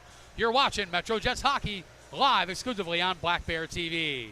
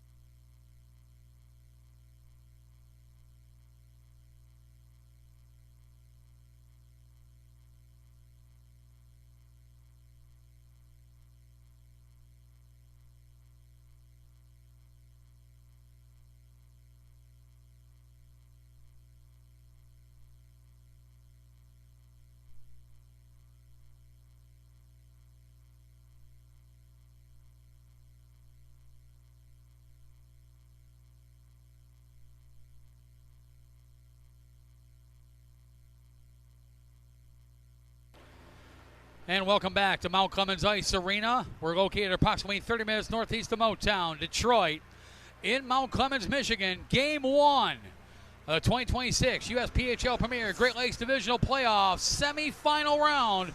The score at the end of 2 periods of play, the MetroJets 6, the Red River Spartans 2. My name is Matt Preer, the voice of the MetroJets Hockey Club up high in the flight deck, alongside Matt Naiman. Our Black Bear TV broadcast producer and color analyst, Tyler Naiman, will eventually return to the controls of the camera. While Mount Clemens Figure Skating Club on Ice reporter Sarah Vassar has found her newest playoff prey. She's scary. Little people are. Indeed. DTS drivetrain specialist, second period recap. For over 40 years, DTS has been the place to go for hardcore drivetrain solutions. Founded and run by performance enthusiasts like our good buddy Claude Plante Jr., DTS is the kind of place you're looking for but can never find. Located in Warren, Michigan, DTS is the place for all the high-performance parts, all the hardware knowledge required to make them work in hardcore applications. Go to drivetrainspecialist.com or call 1-800-521-0628 for more information. Shots on goal in the second period. Red River Spartans with an 8, 2-period total of 19. While the MetroJets with 19 shots on goal in the second period, 2-period total of 28. And Matt Naiman, it is fair to say the MetroJets came out swinging in the second period. They did. They did exactly what they needed to do. The top line for Red River, they just completely shut that down. And Red River, that top line had all control that first period, which is why the Jets were having such a hard time. And Red River was able to tie that up, and then they were able to go ahead. But then that second period, the Jets just opened it right up. They pretty much shut the door on Red River that second period. And so we'll see what adjustments, again, that are going to be made. And obviously this side, it's going to have to be on Red River are going to have to make some adjustments. And we'll see how the Jets respond to that. And the scoring started just a minute 35 into the second period. Jackson Stone, his second goal of the playoffs, second goal of the game. On the assist from Luka Pivets and Jaden Preventure, it came at 1:35 to tie the game at 2-2. And it continued in the MetroJets Foundation power play. Aiden Sharon, his first goal of the playoffs from Ryan Glomboski and Sutton Majeski at 6:44, made it 3-2. Jackson Stone completing the hat trick. Made it 4-2 with his third goal of the game, third goal of the playoffs from Gabe Outman and Luka Pivets. That came at 8:46 to give the Jets a 4-2 lead. Then Aiden Hartzell made it 5-2 with his first goal of the playoffs on the assist from Jake Blum. That came at 11:31 before A.J. Zaccani, short-handed goal, made it 6-2. Zaccani's first goal of the playoffs from Aiden Sharon and Enric Fournier. That came at 14:13 to give the Jets a 6-2 lead. Game 2 is tomorrow, Saturday, March 7th. Right back here at MCIA. Troy Oral Surgery pregame show at 4:30 p.m. Eastern, 3:30 Central for our viewers tuning in from the great state of Tennessee. Face-off is at 5 o'clock Eastern, 4 o'clock Central. Tomorrow, Game 2.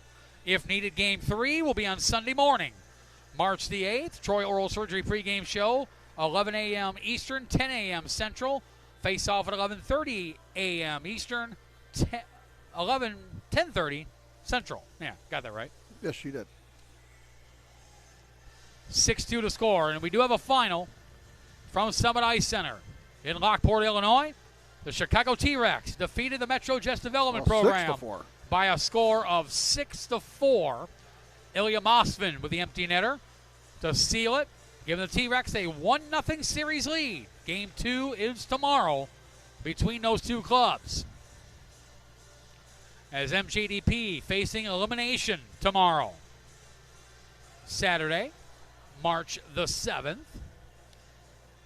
And we'll pull up the time for you here in just a little bit. Internet's a little slow here today, which is all right.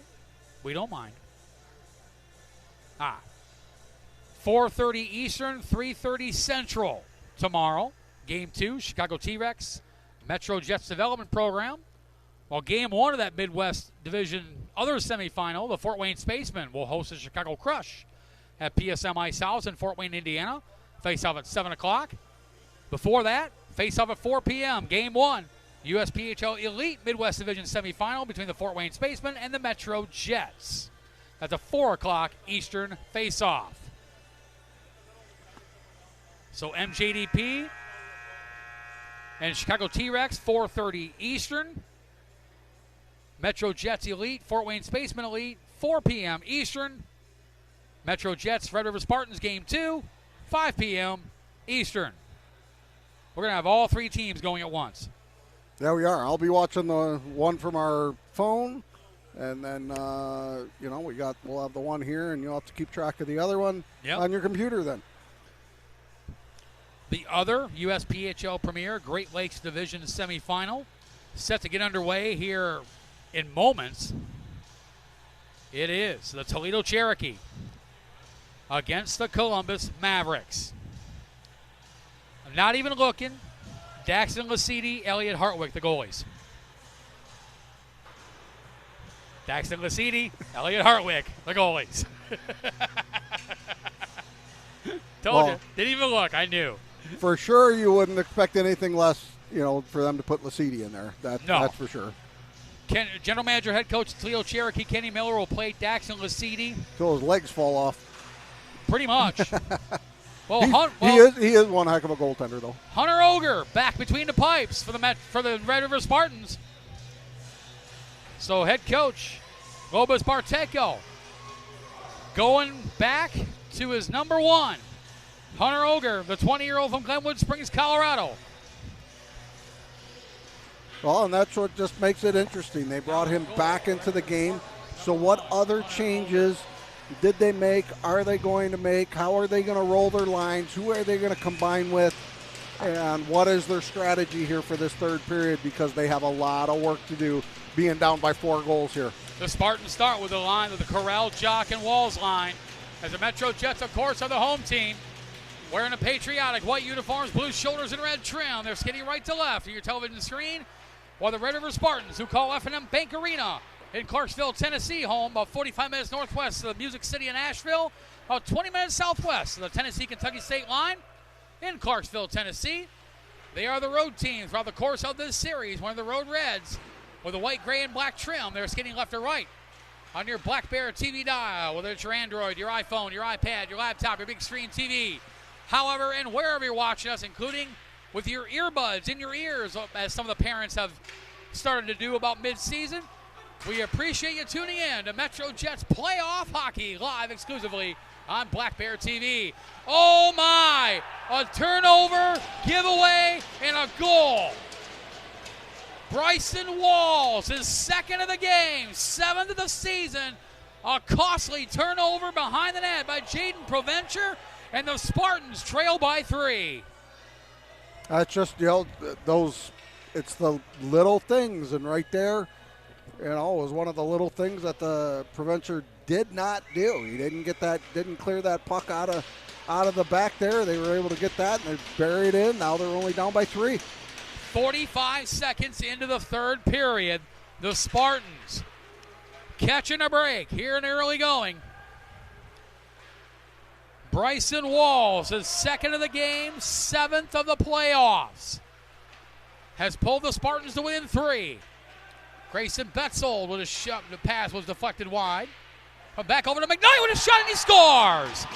Hunter McKnight makes it 6-4. Uh-oh. Hunter McKnight.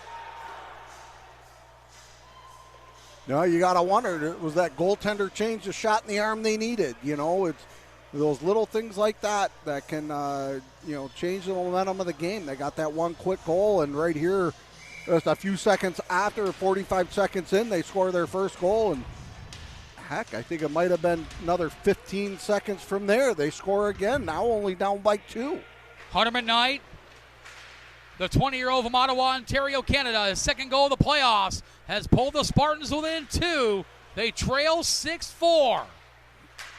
2 quick ones within a span of 24 seconds. Wow. Both goals unassisted for now. And the Spartans with all the momentum now, trailing by 2. Traditionally the worst lead in all hockey. A two-goal lead. Hartzell tried to get it out, and he does. Picked up by Morin. Morin around Blanc with a shot, and Philippe Hall stick handles it to his glove and covers with 17:59 to go. Bryson Walls, his 7th of the playoffs, unassisted at the 44-second mark, followed 24 seconds later by Hunter McKnight. His 2nd goal of the playoffs, also unassisted at the minute 8-second mark, has pulled the Spartans within 2.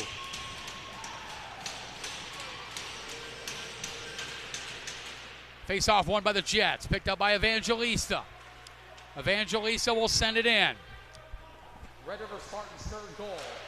His 2nd goal of the game, his 8th of the playoffs, scored by number 28, Bryson Walls. As here the Spartans come back down the other way, just over the blue line.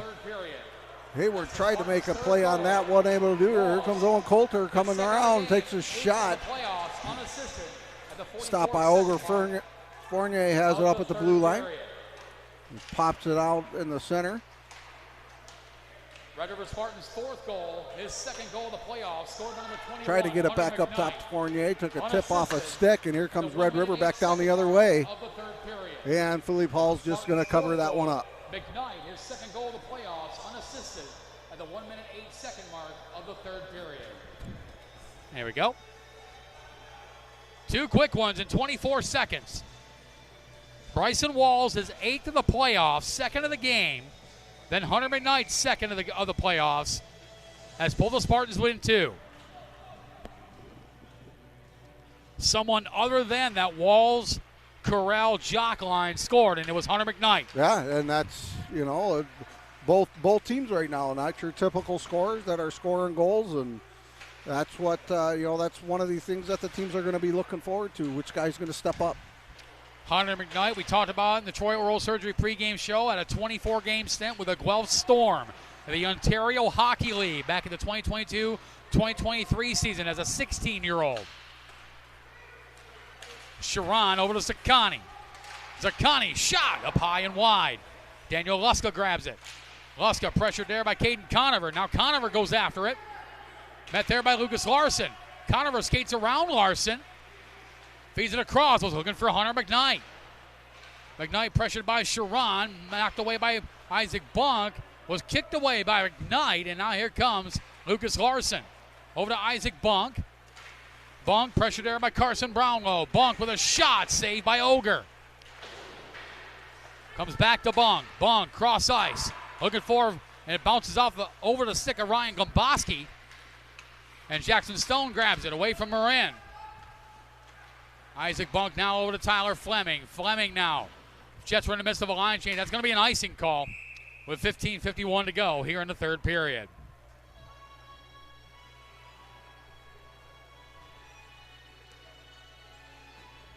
Face-off in the Jet zone to the right of goaltender Philippe Hall. Shots 4-3 in favor of Red River, but 2 of those shots resulting in goals.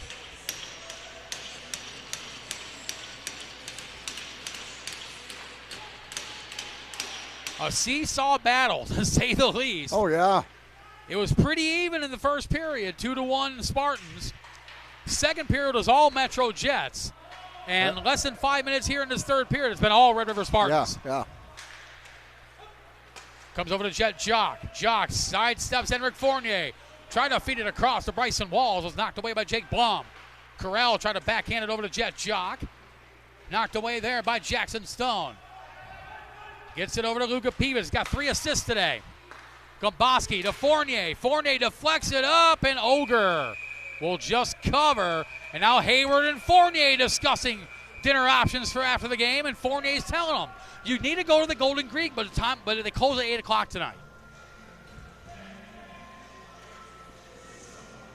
And referee Trevor Evans, I believe, is going to take both of them.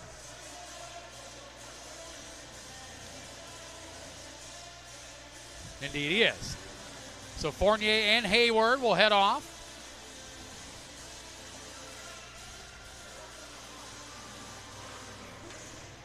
Offsetting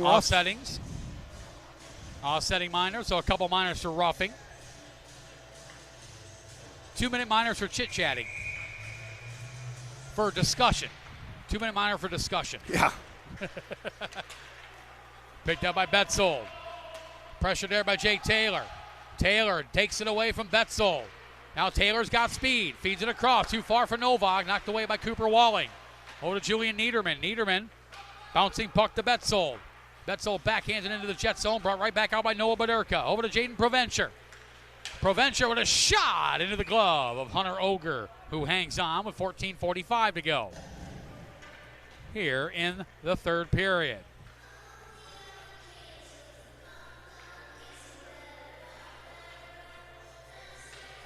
.45 to go.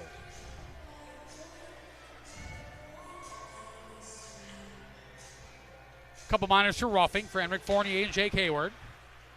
Back to Isaac Bunk. Bunk with a shot saved by Oger. Knocked away by Evangelista.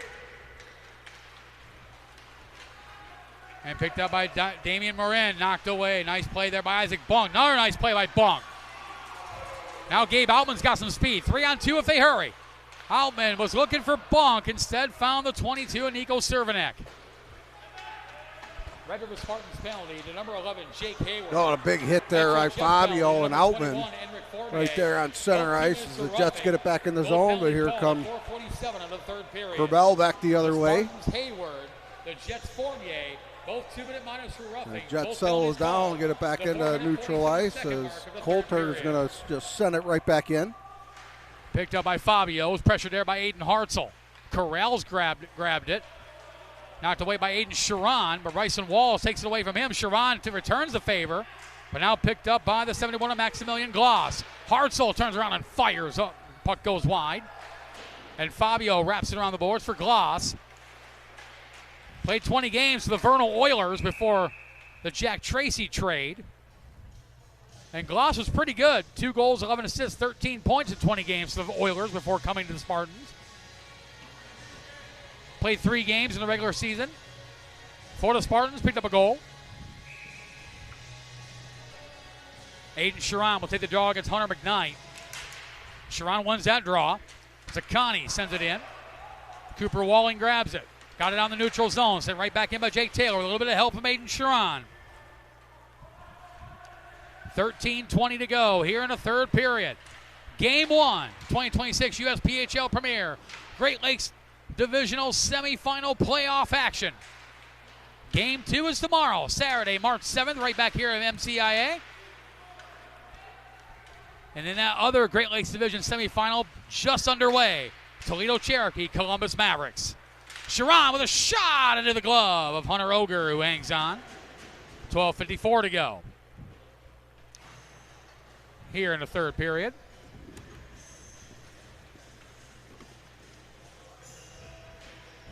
My take-home Diet Pepsi from Golden Creek is about gone. Uh-oh. You got backup supplies. Oh, yeah. I know you do. Indeed I do. Puck kept in. Stone with a shot. Save made. Luka Pivets had it. Now Pivets has got it. Knocks out in midair. Shot. He scores! Luka Pivets! The 19-year-old of Maribor, Slovenia, has already got 3 assists today. Let's add a goal for 4 points for Pivets. His first goal of the playoffs. The Jets lead 7-4. Luka Pivets, a goal and 3 assists today. Wow. Big goal by Luka Pivets, who makes it 7-4 Jets. As they were able to slow down that momentum the Spartans carried here to start the third period. It was Luka Pivets, his first of the playoffs, from Jackson Stone and Tyler Fleming at 7:20. So Stone's got 4 points as well. MetroJets' 7th goal. His first goal of the playoffs, scored by number 20, Luka Pivets. Assisted by number 33, Jackson Stone. And number 44, Tyler Fleming. Time of the goal, 7:20 of the third period. At the Jets' 7th goal, Pivets, his first of the playoffs, from Stone and Fleming, the 7-minute 20-second mark of the third period. Bouncing puck goes into the Spartan zone, icing the call. 11:48 to go here in the third. Toledo up 1-0.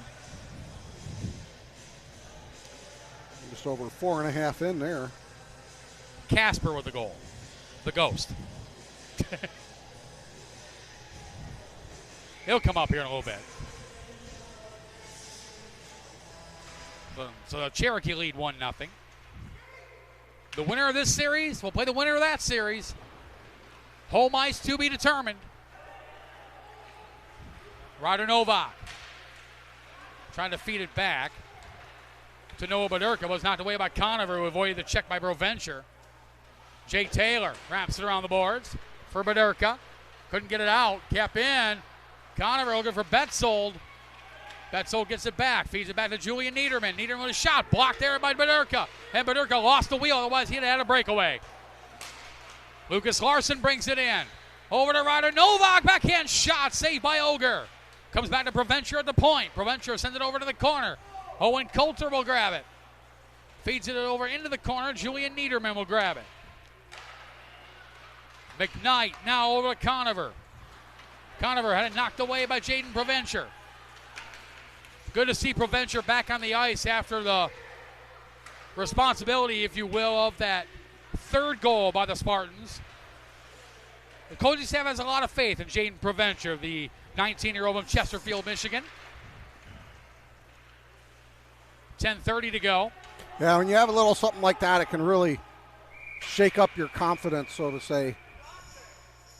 As we got, looks like that's icing going to come back down the other way. But, yeah, I mean, that can really shake your confidence. Trevin Johnson picking up the goal from Teague Lacidi.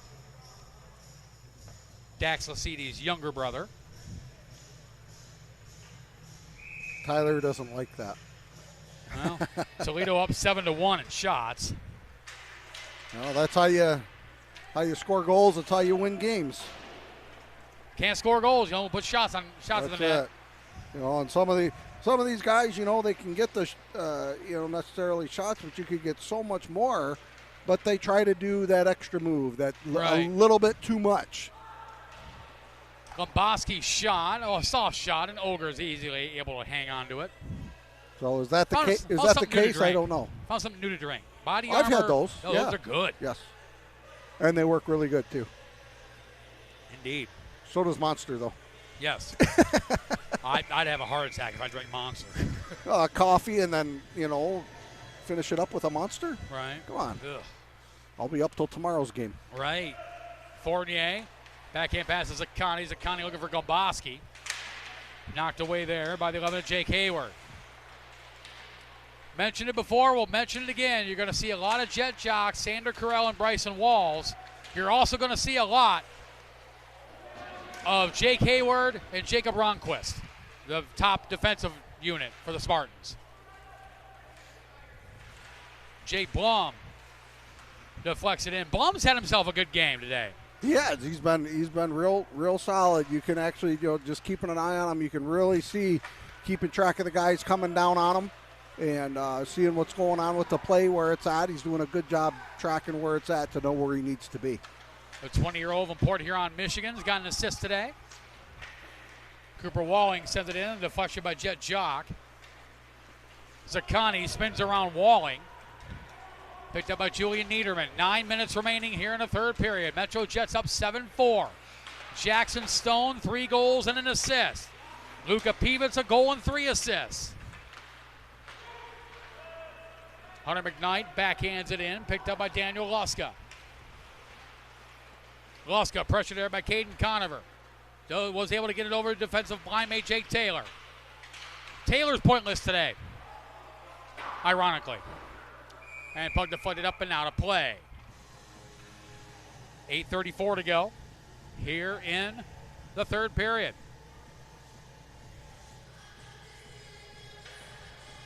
Face off to the right of goaltender Philippe Paul.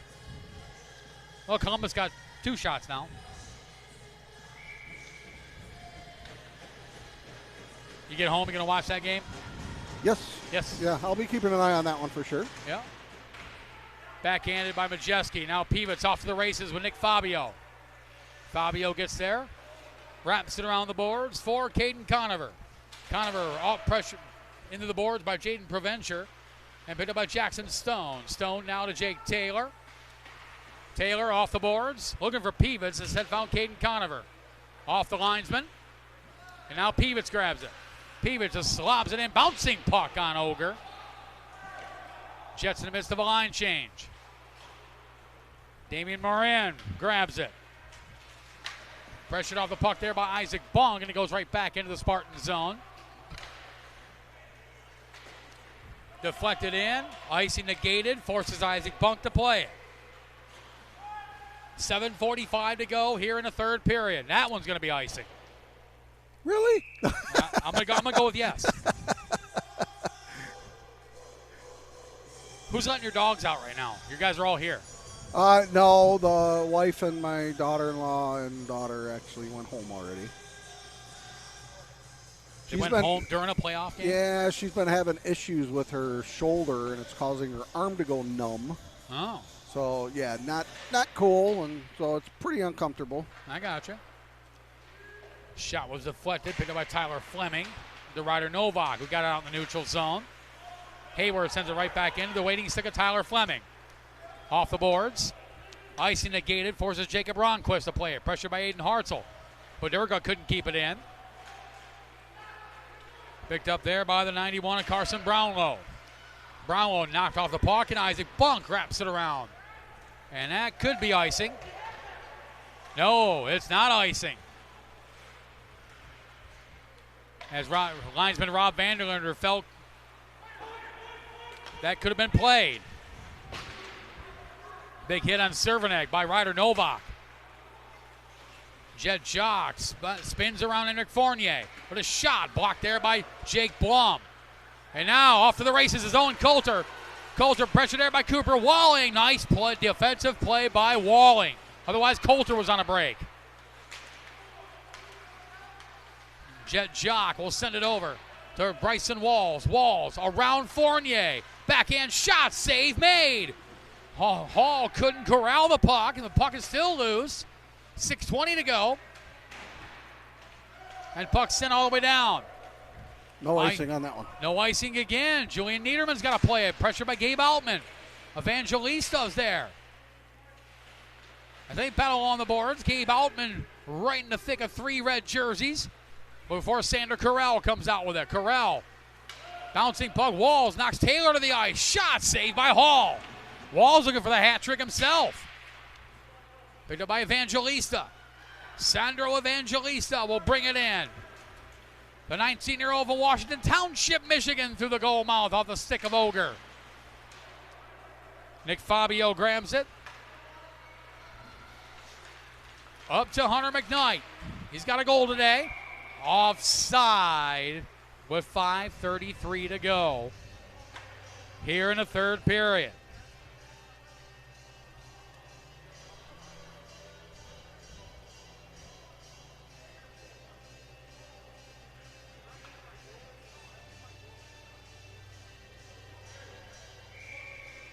.533.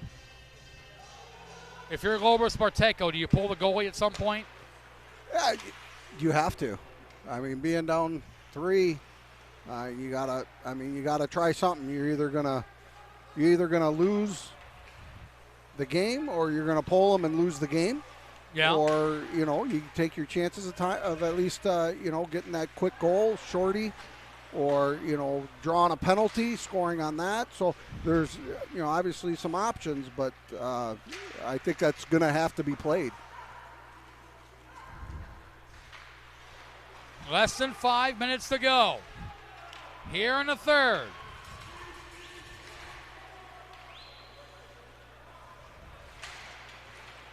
But Red River, when they're in the Jet zone, they're getting it into the zone, but they're not really haven't been able to really set up anything solid to even have the attempt to pull them.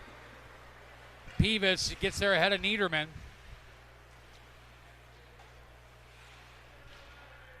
Sutton Majeski's right there. 4:25 to go. Game 2 is tomorrow, Saturday, March 7th. Troy Oral Surgery pregame show at 4:30 Eastern, 3:30 Central. Face off at 5 o'clock Eastern, 4 p.m. Central.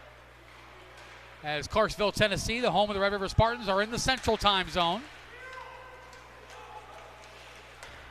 Majeski deflects it in. 4 minutes to go here in the third. Nice pickpocket by Luka Pivets. Gets a little bit of help from Majeski, but Niederman over to Conover. Pickpocket again to Majeski. Here comes Majeski with a shot save made. Nice pad stop by Oger.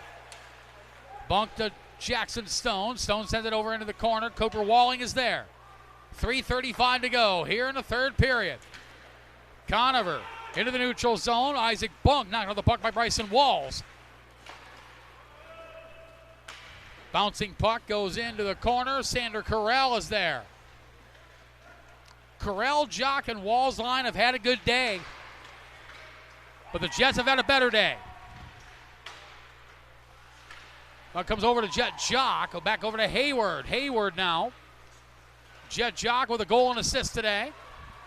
Now comes across to Corral with a shot. He scores. Wow. Through the legs. Sander Corral picks up the goal. Well, there you go. Now down by 3 minutes to go. So now you seriously have to consider pulling your goaltender. The 20-year-old from Oslo, Norway, his 5th goal of the playoffs. And the Spartans have pulled within 2 again.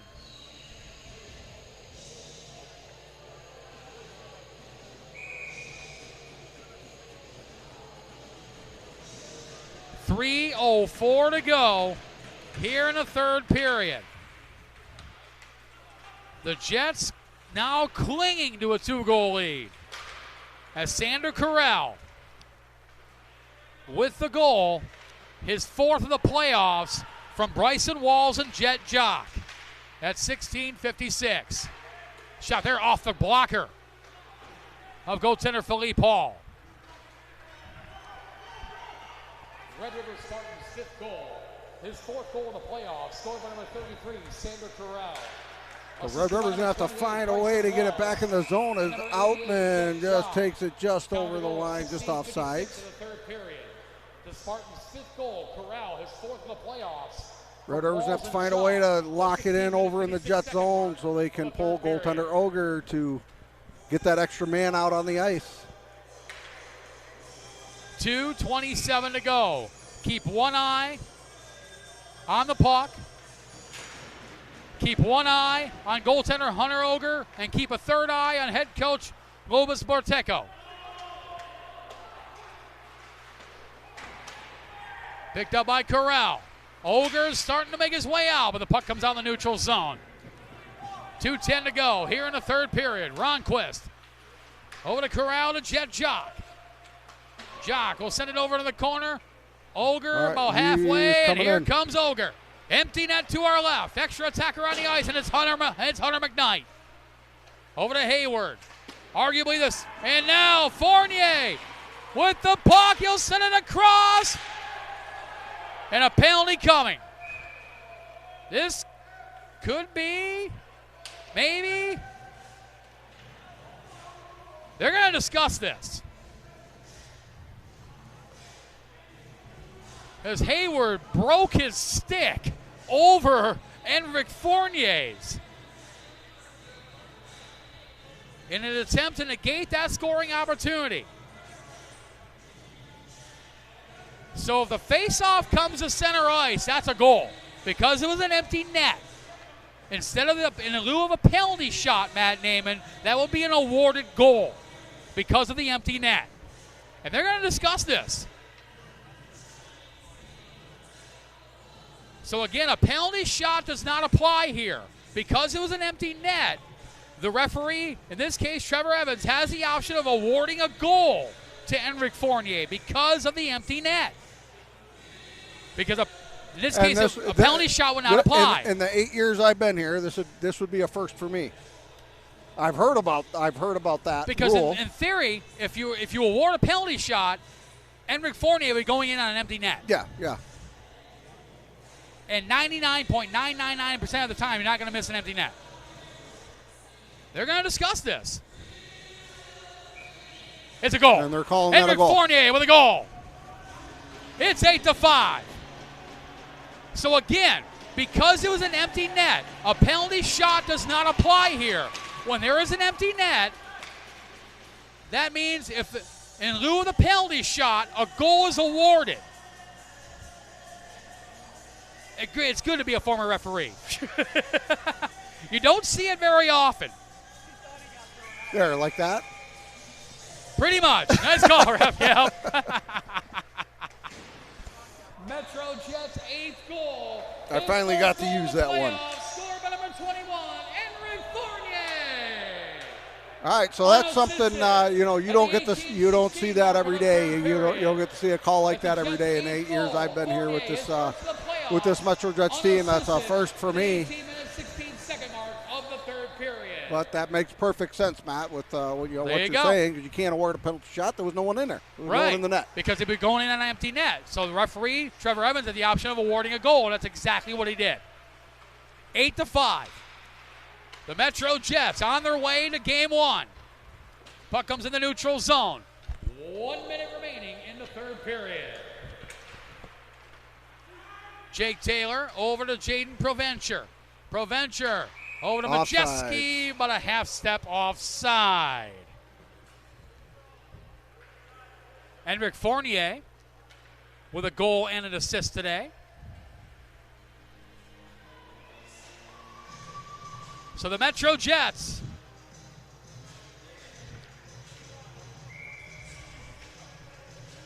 barring an absolute catastrophic collapse with 50 seconds left, will win game 1. I mean, we've seen 2 goals in 24 seconds earlier. Right.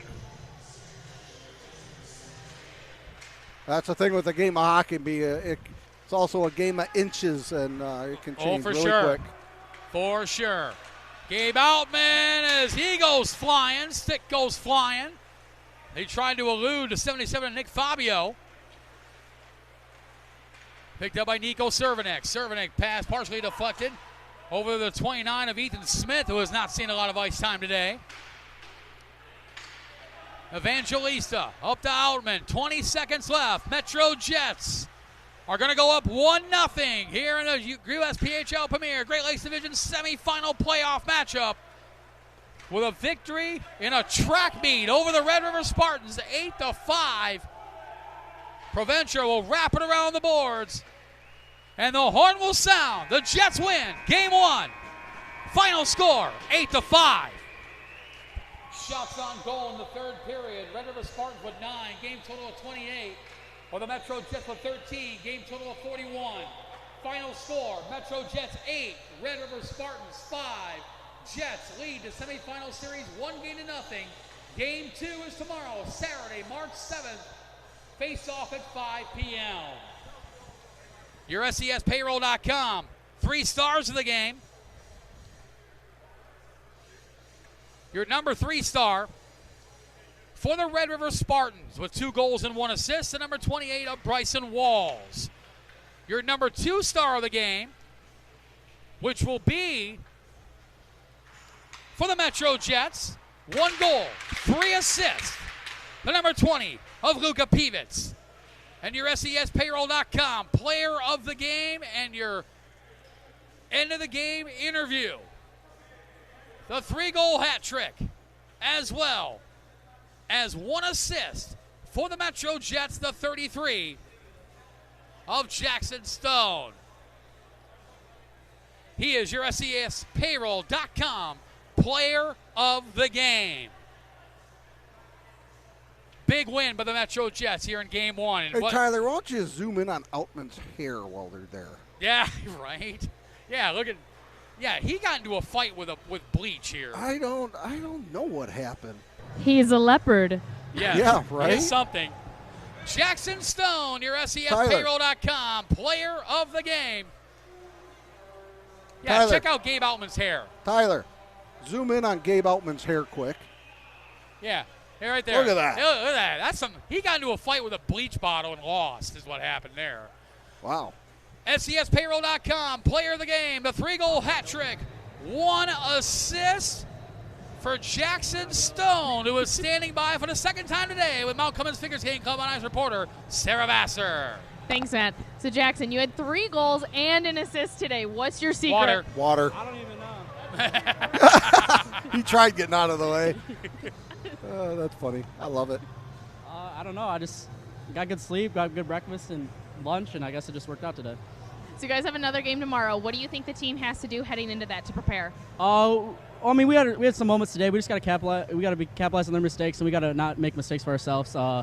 Just be simple. If we do that, we'll easily win. There's no problem about that. All right. Well, great job today, and we'll see you tomorrow. All right, see you. Thanks. Back up to you guys on the flight deck. Thank you so much, Sarah. We'll see you right back here tomorrow. Yes. Game 2. 2. MetroJets, Red River Spartans, and it's fair to call this game. It was a track meet, pretty much, to say the least. 8-5 the score. Yeah. And that's just one, they said, they need to not make so many mistakes, capitalize on the mistakes. That went both ways, right? The first period, I think, was pretty even. But the Red River Spartans, I think, had that edge in the first period. Second period, Jets came out just swinging. They dominated the second period. Third period, got another goaltender change. 2 quick goals. Momentum started changing. We thought we had a completely different game here, and then the Jets woke back up yet once again, and were able to hold them off, get a couple more in, and just secure the game. It's something to know. Take away the second period, and the Red River Spartans outscored the MetroJets by a 5-3 count. Yeah. Take away that second period. Yeah. I mean, the game plan's got to be the same. For the MetroJets against the Red River Spartans, you got to shut down or at least contain that Jet Jock, Sander Corral, Bryson Walls line. Yeah, and those little things. We had the Jets had the one mishap there behind the net that led to a quick goal. It's the little things, and it goes both ways. When either team can capitalize on those little things, that changes the momentum of the game. But yet, if you cannot make those mistakes and capitalize on the other team's mistakes, well, then you got yourself a whole different game. For the record, Sander Corral, 1 goal, 2 assists. Jet Jock, 1 goal, 2 assists. Bryson Walls, 2 goals and 1 assist. But it was the MetroJets, Jackson Stone, leading the way. 3-goal hat trick as well as 1 assist. Luka Pivets with a goal and 3 assists. Aiden Sharon with a goal and assist, and Rick Fournier with a goal and assist as well. And the MetroJets skate to an 8-5 victory. Game 2 is tomorrow, Saturday, March the 7th. Troy Oral Surgery pregame show at 4:30 Eastern, 3:30 Central. Face-off at 5 o'clock Eastern, 4 o'clock Central. Final thoughts, Matt Naiman? Well, I mean, the Spartans, they just need to do what they did the first period. They do what they did the first period here, play the full 60 minutes. And like I said, they need to brush up on what went wrong there in the second period. If they can keep all that together and do that for a full 60 minutes, you are going to see a completely different game tomorrow. And that first period, they didn't do anything wrong. They did everything right. They had the guys out there. They were splitting the D. They were getting the pucks across the crease. No one was getting in the way of anything. They had full reign of the ice there. And then second period, the Jets just shut that down.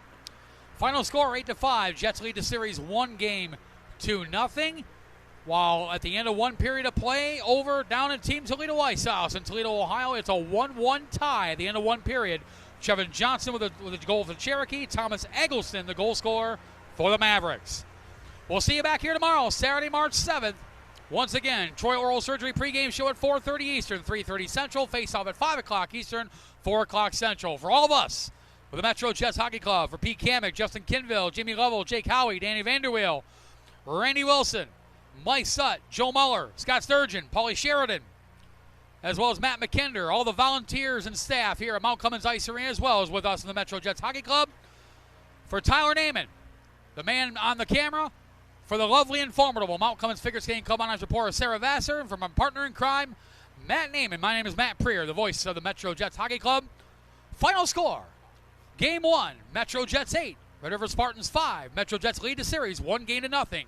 You've been watching MetroJets playoff hockey live exclusively on Black Bear TV. Good night, everybody.